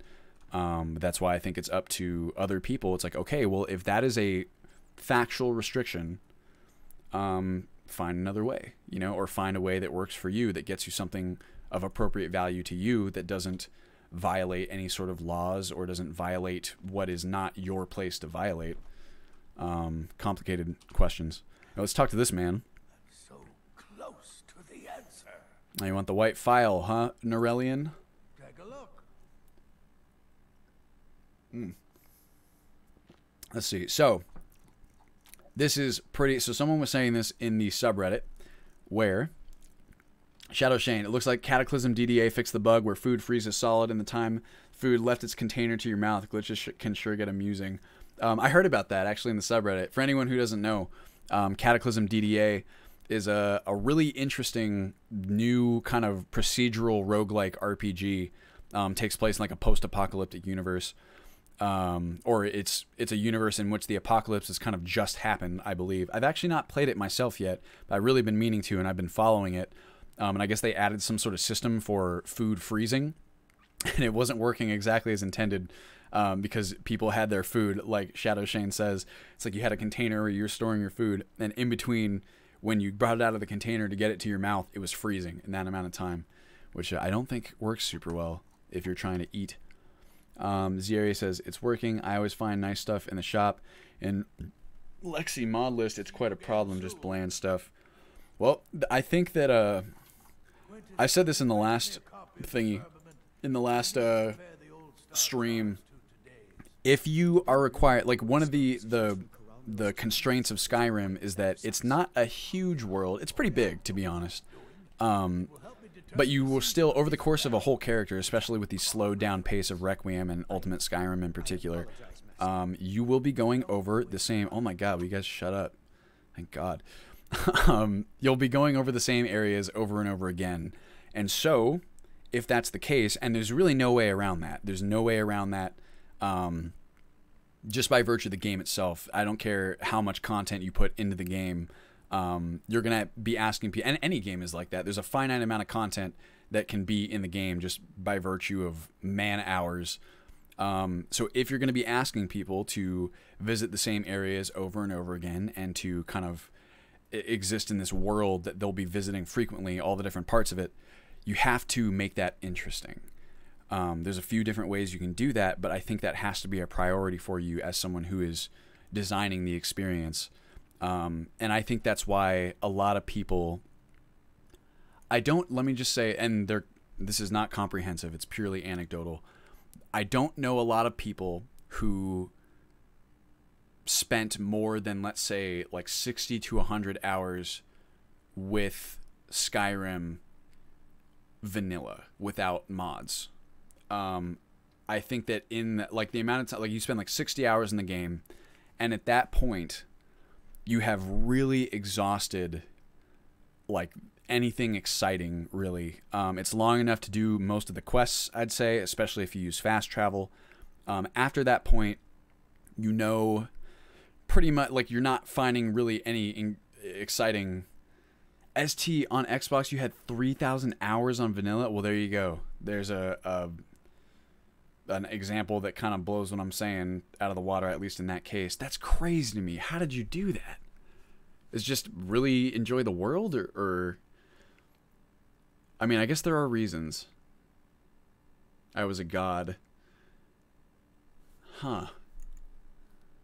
But see, even then, it's like, oh, I guess in vanilla Skyrim you can really make yourself powerful after a certain point. But I get, my whole idea about it is that, like, at least for me, thank you for the follow. Oh, I forgot to turn on, what's it called? OBS on my screen. Hopefully not too many people have been following that I missed. I just feel like you've really exhausted everything the game has to show you after not too long. But then again, I don't know. I guess I'm wrong. And there's people who find all different kinds of ways to have fun. I don't know. Just, I guess I can only compare it to like what I'm personally interested in. And I felt like after about 60 to 100 hours in vanilla Skyrim, I'd kind of found everything that was exciting to me. And I just didn't really have a reason to continue inhabiting the world, it felt like. So that was a big impetus for me when I started modding, to be like, all right, let's fill the world with more interesting stuff, more stuff that kind of keeps me excited to be in it. I am a loiterer. That's exactly what I've been doing. All right, Norellian. So we can take a look. This is something we can do in the last like 20 minutes or whatever. My highest level was 130 something. I would download modded worlds. Interesting.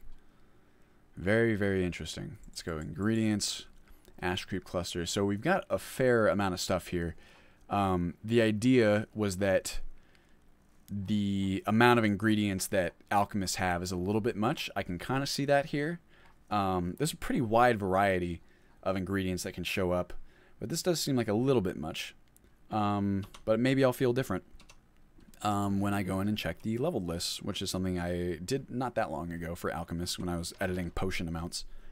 Bob says, most of my playtime was when Skyrim was at its peak, though I have about 500 hours since I started playing US. That's crazy. Almost half again all my previous playtime.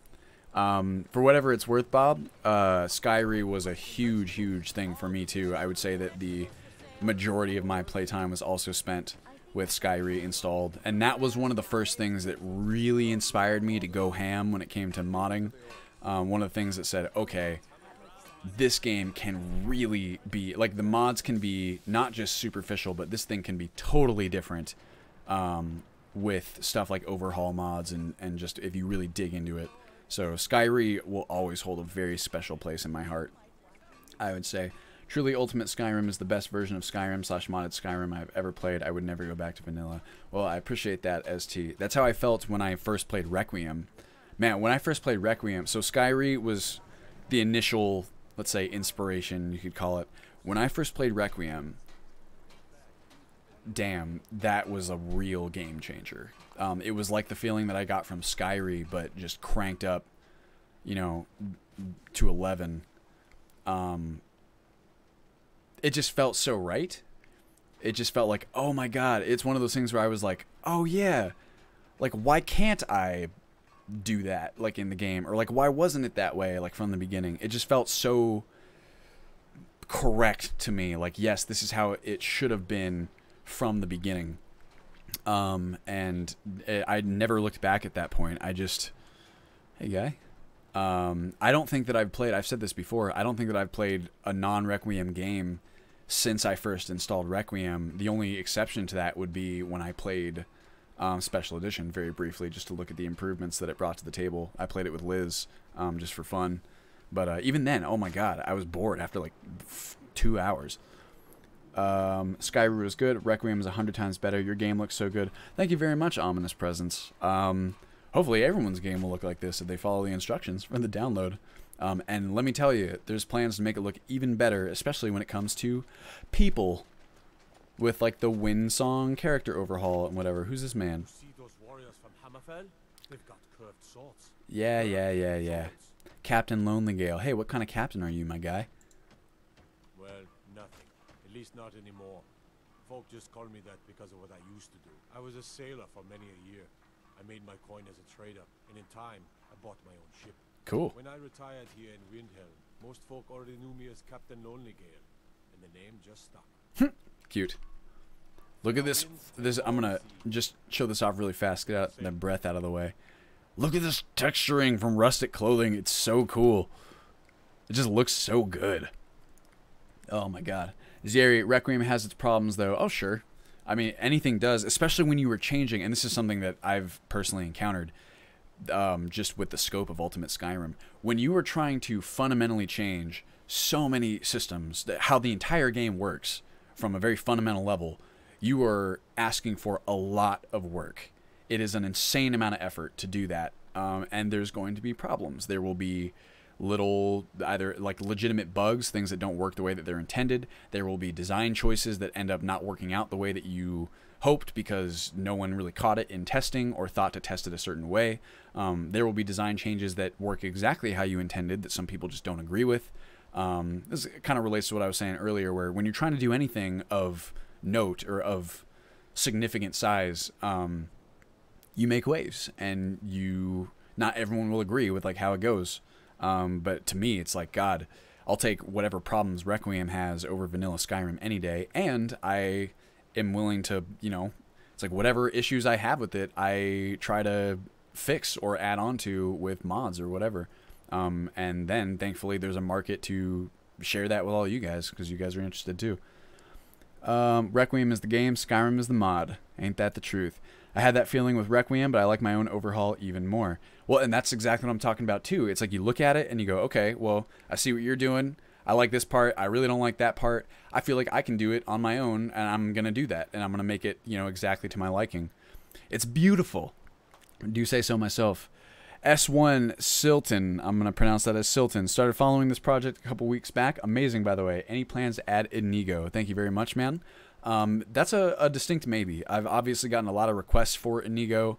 The only reason that I haven't really added them so far is that I'm not a huge fan of proprietary systems, you know, like a follower who doesn't work through the typical follower framework. But I don't know. I mean, maybe there's things that are much higher priority for me at the moment. And so far, it seemed like because Inigo and his systems are so proprietary, it's not been hard at all for people who want him in their game to just, you know, stack it right on top of Ultimate Skyrim with no problems. If that continues to be the case, the impetus for me to add him in officially remains not that high because, you know, it's something that's easy for people to implement, but we'll see. I really, like I said, I haven't looked at it. One thing I hate about Requiem is that it changes Bleak Falls Barrow to be a character level 15 dungeon. Have you made any changes to that? Isn't it absurd that the first quest in the game requires several hours of grinding? We'll see. That's really funny, Goonbanger, because that's something that I really like about Requiem is how Bleak Falls Barrow is not just an easy thing to do. To me, it's... I mean, far be it for me to tell you how to play your own game, but that's one of those areas where I feel like it takes a mindset adjustment. I think that if you and I right now tried to walk into an ancient Draugr tomb and walk out having killed a Draugr Death Lord or whatever the hell that guy is at the very end of it, you know, walk out with the Dragonstone, I think you would be talking about that's the kind of thing that would be so difficult to do that you would be telling your kids about it for like decades to come, because that's how gnarly of a task it would be. I think it's more of an injustice that in the vanilla game you can do something like that from like level 1. I mean, you honestly can do it from Requiem in level 1 if you know what you're doing, which I think is fair. But that is something I think that instead of keeping Bleak Falls Barrow easy, I think that it was a shame that it wasn't hard to begin with. Also, for whatever it's worth, in Skyrim Unbound, which is the new start mod in Ultimate Skyrim 4.0, that quest doesn't even exist anymore. The main quest starts as soon as you're able to kill a dragon. So if your concern is, you know, having one of the first quests be too difficult, you're really just you can take it on whenever you want and expect that it's going to be fairly difficult, but the quest won't ferry you into it before you feel like it's ready. Whoa. Let's see. Wyco and lore-friendly hair makes NPCs 100 times better.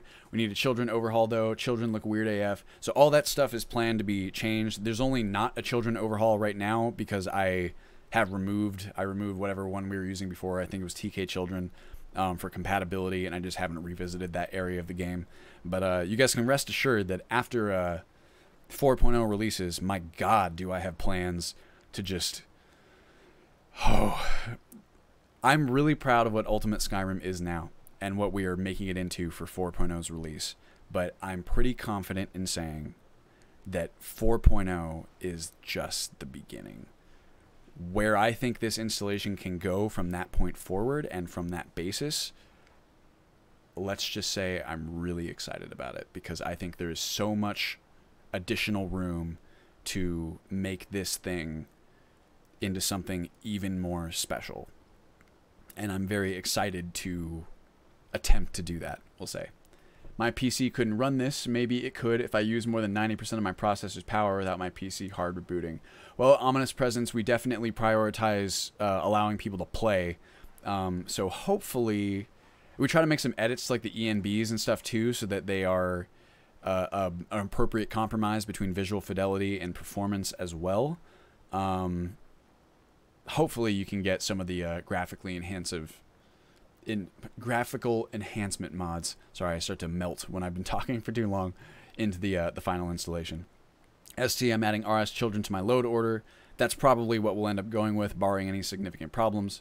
Sacriletius, I love that Bleak Falls Barrow requires a higher level. I agree with you, Sacriletius. I think that this is what I mean, where it's like, in vanilla Skyrim, practically every enemy can be taken on from level 1 because the whole thing is scaled. There will be enemies that are a little bit tougher, but nothing is all that tough anyway.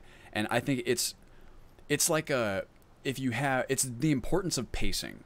when you have something like delving deep into an ancient Draugr ruin that is huge and like dominates the landscape, when you have something like that being just so easy to do that you can do it whenever you want from level 1 if you want to me it completely removes any impact that that action could have had on your character's story. I would say it's much cooler if you can do something like, let's say your character arrives in Riverwood, you see this large, ominous, looming Draugr ruin like hanging over the fucking entire area.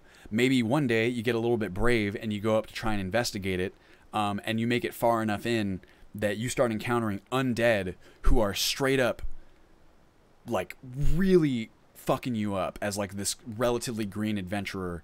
So you run the hell out of there and you're like, okay, or let's say you don't even try it for a long time because it looks so ominous and because you know that you are not going to be able to take down whatever's in there. So you work and you do other stuff. Maybe you practice your skills. Maybe you know, kind of like check out local bandit camps and see if you can handle that first. So you do all that stuff, and the whole time you're building up this anticipation to go take down that really crazy looking dungeon, like right up there on the hill. And you're building and you're building and you're getting better stuff and you're learning how to use it better and you're building your skills as an adventurer. And finally, you think that you're ready to do it.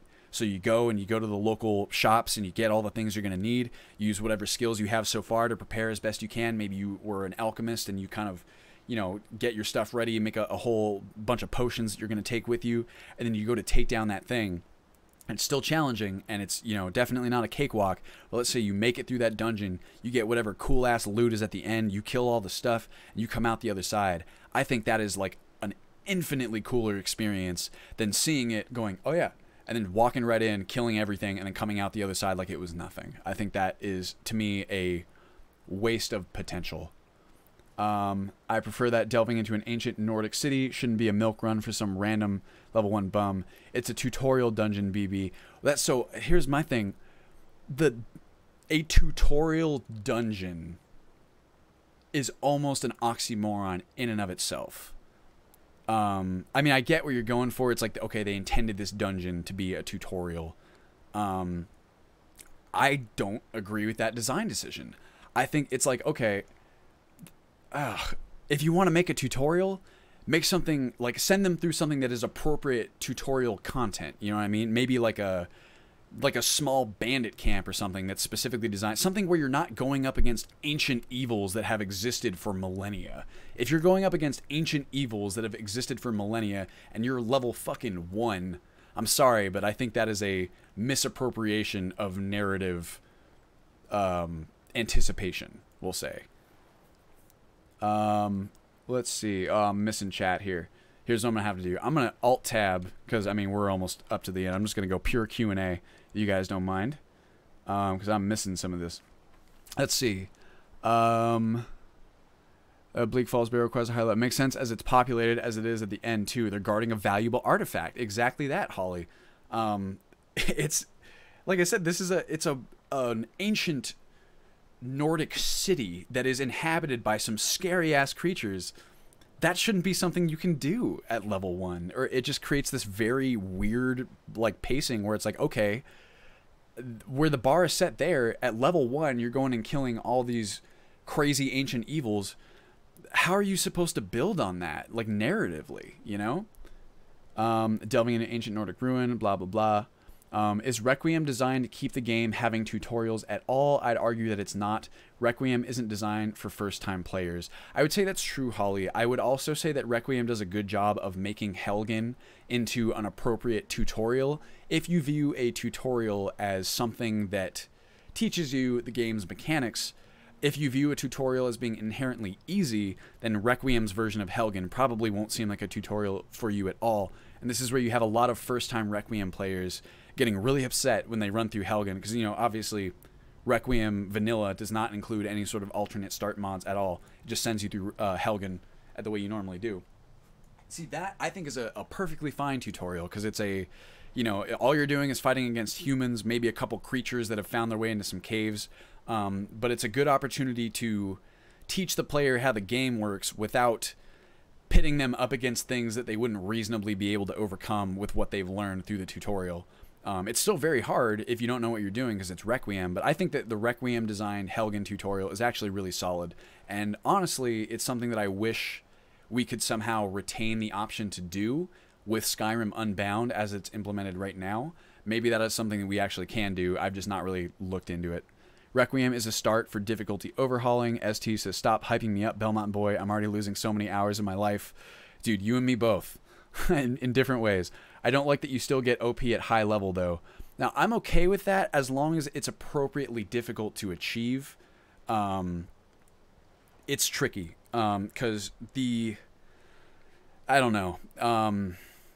When you are, maybe if you're not super overpowered, if you're super overpowered, then very quickly, the point at which you become overpowered and the point at which you start to steamroll content, I will say that the game is a little bit less fun. This is why I have tried as best as we can to balance the game so as to make it much harder to achieve that point. Because if the game ever, if you become so powerful that you can just do whatever you want and have it not be a challenge, then it's no longer fun. It's very difficult to balance, but we've tried the best we can, and I know the Requiem devs have tried the best they can too, to still provide higher level challenges for characters who are starting to get to that OP threshold.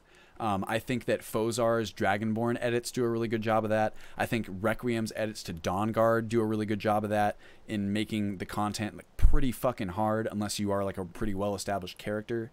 I'm really happy about the new death system that we've implemented that still adds like appropriately egregious consequences for death without requiring like permadeath runs, because then you see this problem whereby the death consequence when you're playing permadeath is too severe to the point where people aren't willing to take on any content until they're completely overpowered, which really is not all that much fun either, if that makes sense. It's a difficult thing to balance, but I think it's that curve is much better now. And I also think that AZ, Applesauce of AZ Tweaks, is doing some really awesome work in that area. I think that one of his primary areas of focus is kind of smoothing out that Requiem level curve, and I'm really excited to see what he continues to do if he continues his work from this point onward. I do think it's better, though, significantly better in Ultimate Skyrim. That's what the high levels are for, though. Would you say it's the most advanced follower? Would say it is the most advanced follower mod ever and makes him an actual character rather than a pack mule. Will I be able to just add it on last and not break him? Was asking for the future. He's talking about Inigo. For anyone who forgot, I've heard the same. I've heard that Inigo adds some really awesome kind of character to followers, or to that follower, which is obviously an area that followers are a little bit lacking in. Otherwise, maybe once I play with him finally, it seems like so many people are like, "Yep, I played with Inigo, and now it's like I can't play without him." So maybe I'll feel the same way, because I am a sucker for well-written narratives or like interesting character commentaries or things that add to my role play, right?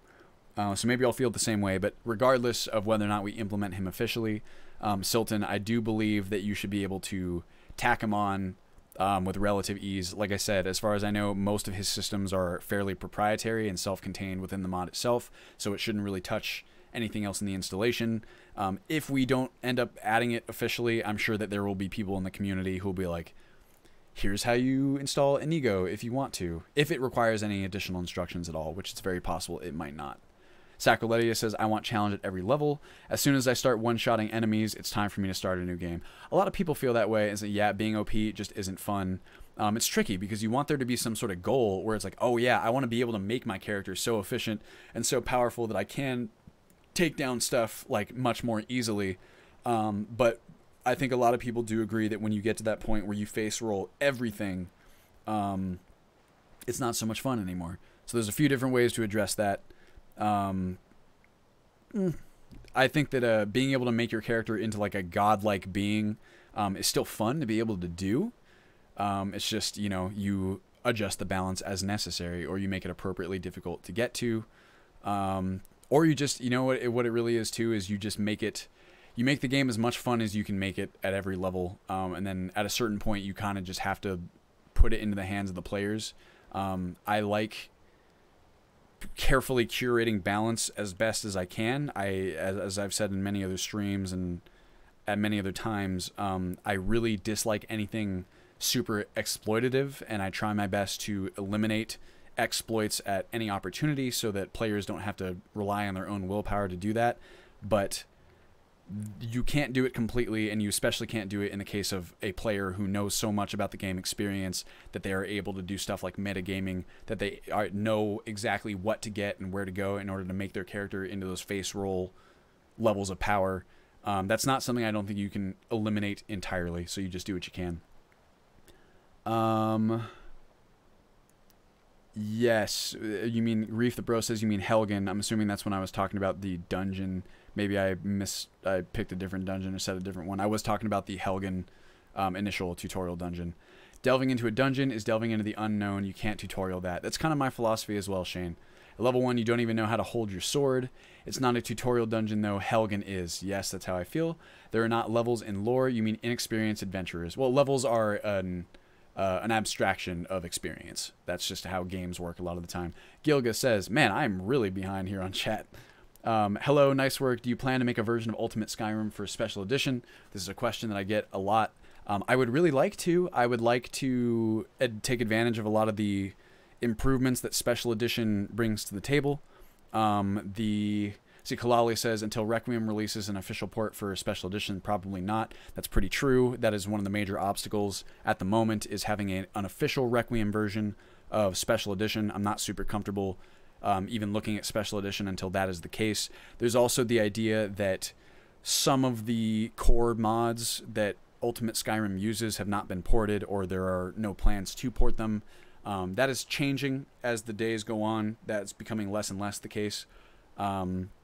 Really, once that Requiem port is a reality, that is the first time I would say there's already so much to do, even just otherwise.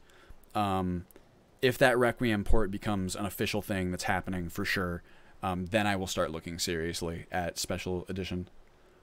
I think the PDF file is the tutorial for Requiem. Yeah, dude, oh my god. There's so much information in that manual. The PDF manual for Requiem is what he's talking about, Macmora. It's so much essential information. It's rough. It's like, I was actually talking about this while I was playing Dark Souls, I think. The challenge as a designer of creating a complex experience while also communicating necessary information to players so that they understand the constraints and the mechanics of the game world that they're inhabiting. It's such a tough challenge because some players hate having tutorial content at all. Other times you can try and put it in game in certain ways, like, you know, like I hate having message boxes come at me, like in the case of a tutorial, or just having something interrupt. I don't mind message boxes in general if I'm like expecting them, like in an example of what we were doing earlier with the activators, right? Like if I'm going to use an Alchemy Lab and I activate it and a message box comes up asking me what I want to do with it, that's perfectly fine because I expect something like that to happen. When I'm walking around and like enjoying a moment and then blam, I get a tutorial box telling me about some stuff that I like was not thinking about at the time or whatever, that's not something I like. I think that really removes me from moments. But it becomes a question of like, how do we get the players that information in a proper way, in a way that doesn't break their immersion, in a way that doesn't require them to go and read like a 60-page PDF outside the game. Or maybe that is the best way to do it. I don't know. What I'm going to try and do is, so I think that when you have an experience as complex as Requiem, or an experience as complex as Ultimate Skyrim now in general, it's not the worst idea to have a lot of that information exist outside the game world, because if you are trying to implement it within the game world and within the game experience, I think that you'll get a lot of those types of things, like message boxes popping up at the player whenever something important that they need to know about is happening, which I think kind of sucks. Or you can put it in like a book, right? Like if I put it in an in-game book that you can find at a store, but at that point it's almost like, why not just, then you have the challenge of like writing it out and making it try to sound like it's part of the world, when some things just simply don't, it's like some things are kind of gamey concepts that will be really hard to write in a way that sounds as though they're supposed to be part of the game world. At that point, I really don't have a problem with requiring players to find that information outside the game. I just don't find a 60-page PDF to be all that enjoyable of a way to do it.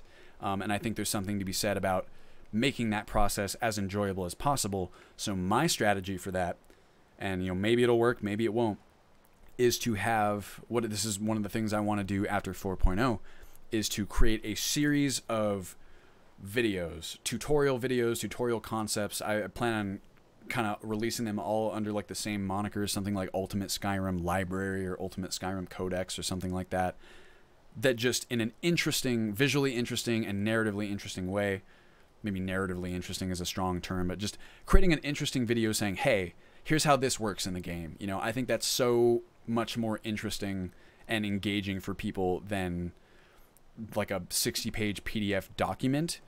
I also understand why someone might go with the PDF too, because it's a comprehensive way to really make sure that, like in Requiem's manual, there's straight up formulas for like how the entire progression curve works for like all different kinds of stuff, or like how the Mass Effect system is calculated.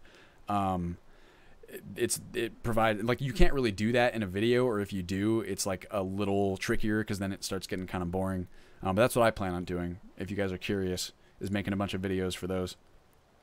Oh man, well, so we're at the time here, but I'm gonna at least go through the chat and answer as many questions as I can before I get back to actual development work. Also, I want to say thank you guys for joining me as always. These are always just tremendous fun for me.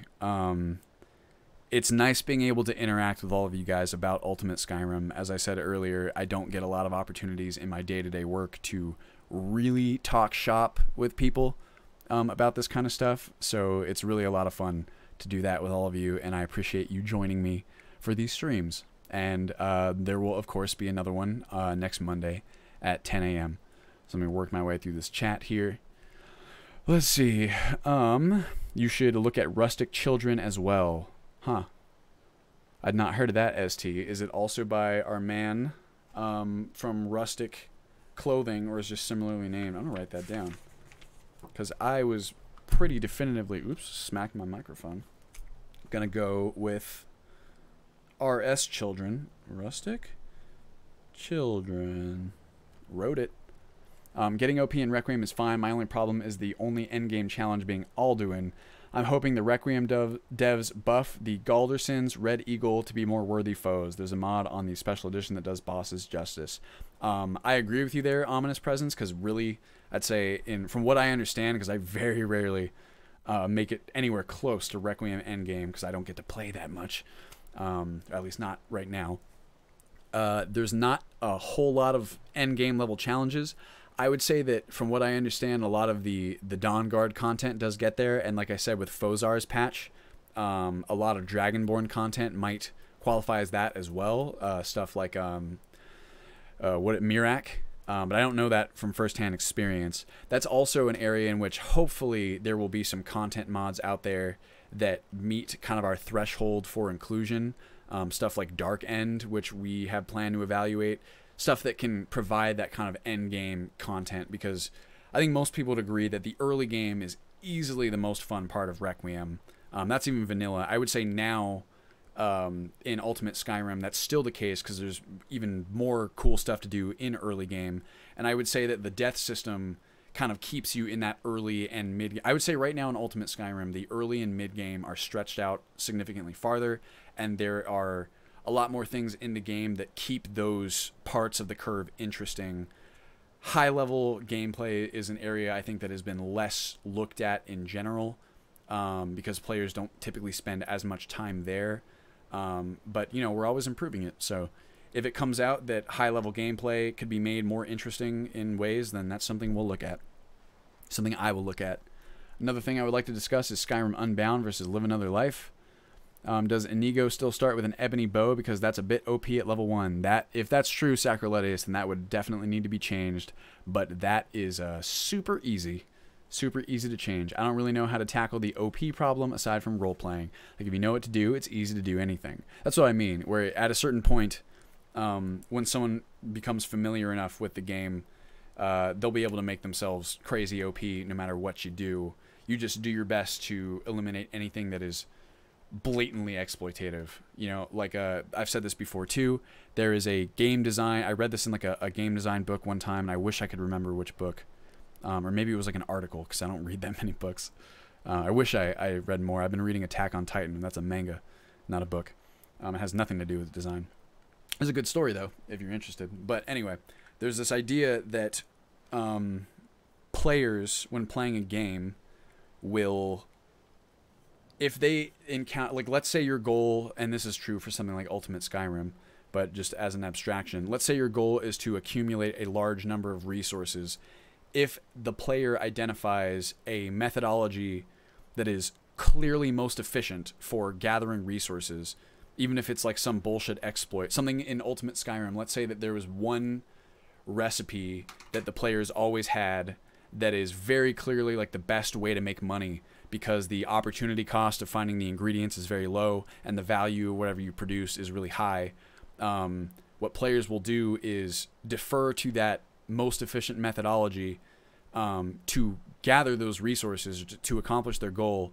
They'll do that and they'll exploit that even to the point where they're not having fun, just because doing it any other way, because they know about this much more efficient way, it's like knowing about that way kind of disallows them from having fun in any of the other ways, because it's like, okay, if my goal is to get gold and there's one way that is clearly the most efficient to get gold, I kind of feel obligated to do that. So that's something that, if you're concerned about balance, you try to prevent as much as you can. That's kind of my philosophy on it. But almost by definition, even if you try and keep things relatively balanced, even if you really, really care about that kind of thing and you curate it as best you can, there will be, like, there's always a most efficient methodology for any task. You just have to discover it, right? And then once you know it, and you can't really change that. You can assuage the problem by making their... I think this is one of the best ways to do this kind of balance work, is like you go, okay, there are several most efficient methodologies that depend on other choices the player can make. So maybe if you're this type of character, this is the most efficient methodology. If you're this type of character, this is the most efficient methodology, and it goes so on and so forth. That, at the very least, is more interesting than having just one thing be the most efficient no matter what type of character you are. That's like a problem that vanilla Skyrim has and other relatively shallow experiences.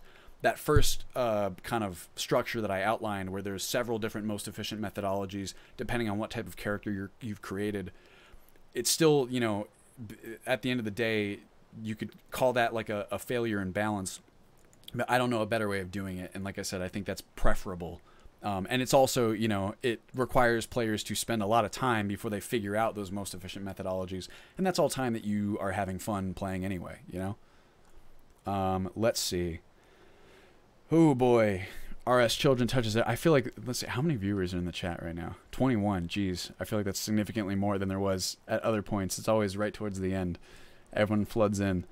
Role-playing helps a lot, limiting yourselves within your class. For example, mages who specialize in one type of destruction spell like fire magic. I agree completely, Holly, and that's what it's like. I like forcing people to do that so that they don't have the option to be like every single thing under the sun. That's something I think the Requiem developers would really agree with as well. It's why specialization is such a focus of Requiem's design, so that you can't specialize in everything at once. If you specialize in everything at once, you're not a specialist at all.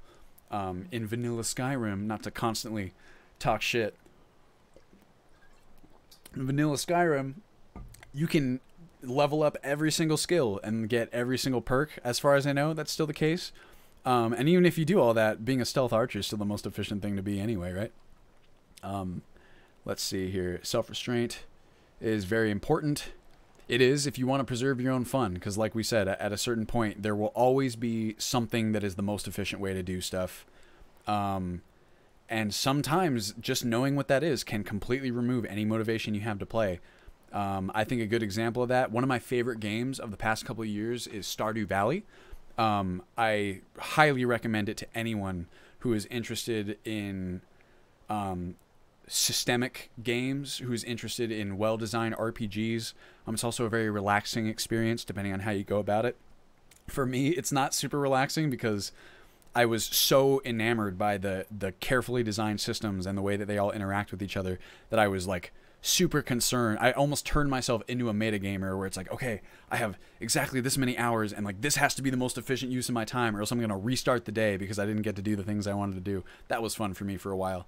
But even in that game that I feel like is so carefully designed and so where balance is so carefully considered, at a certain point I discovered the most efficient way to earn money, we'll say.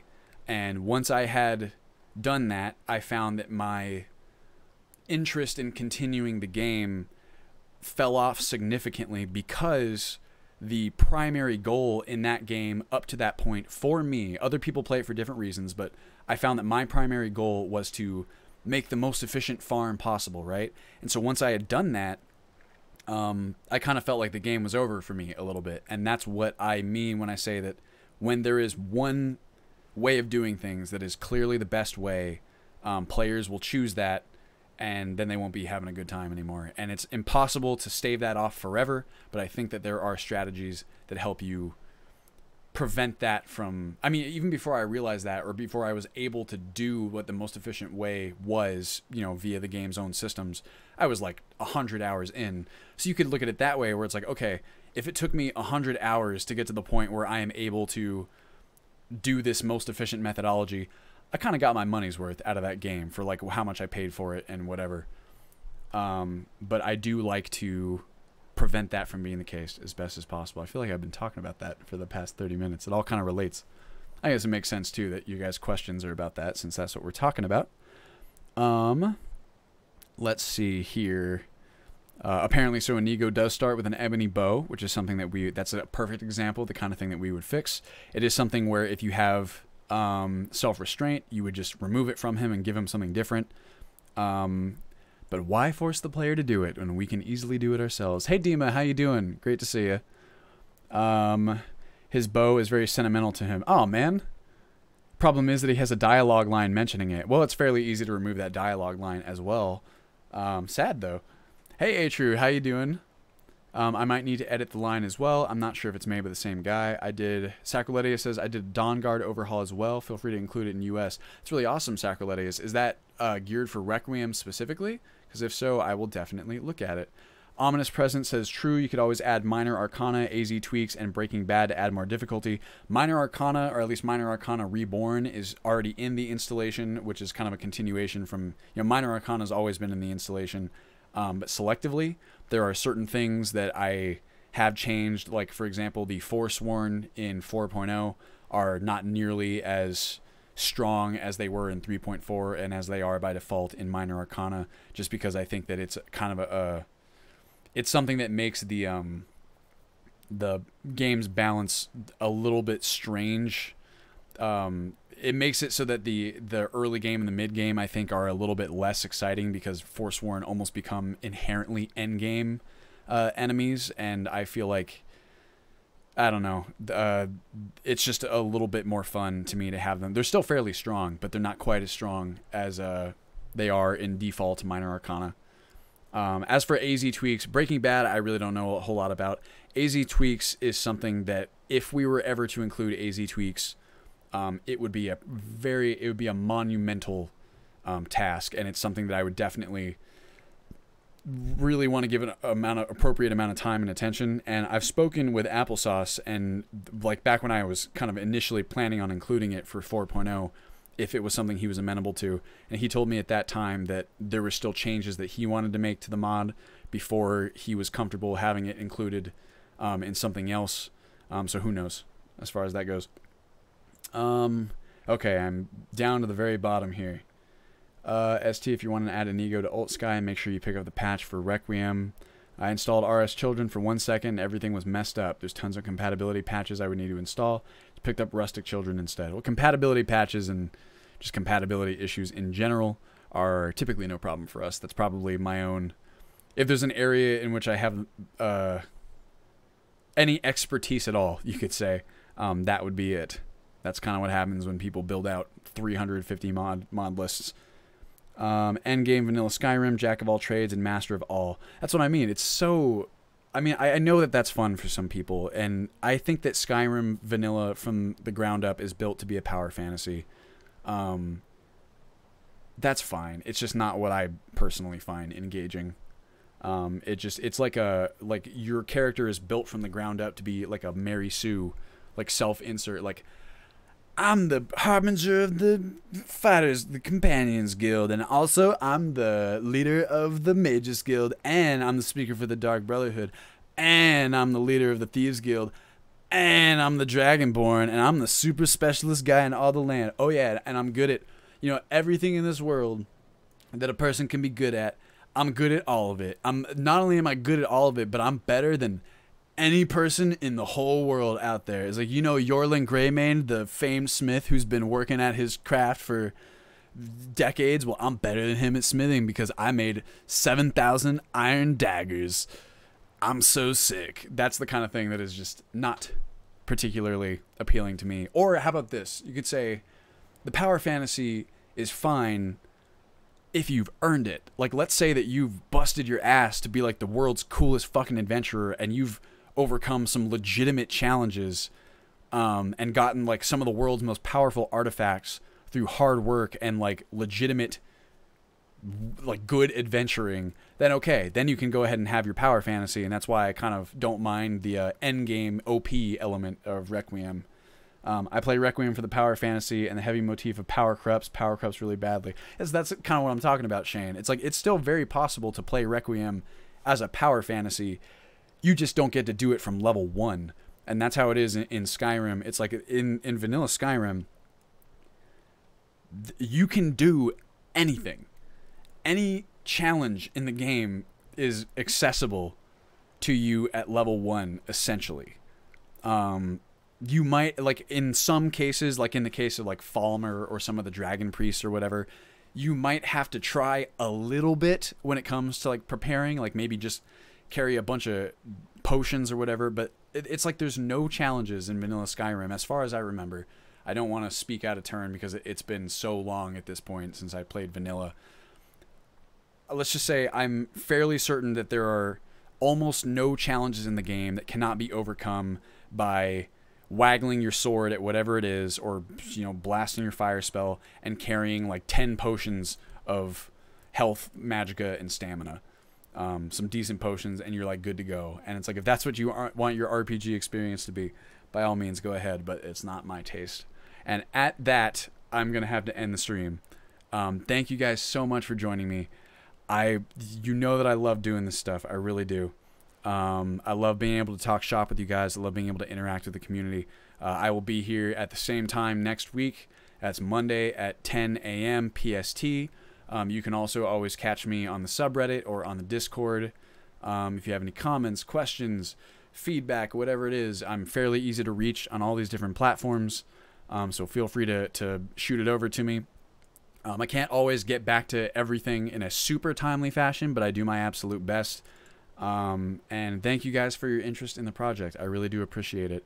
It means a lot to me that people are interested in this stuff the way that I am. And I'll see you in the next one. So thank you again for watching. I hope you guys have a wonderful rest of your week.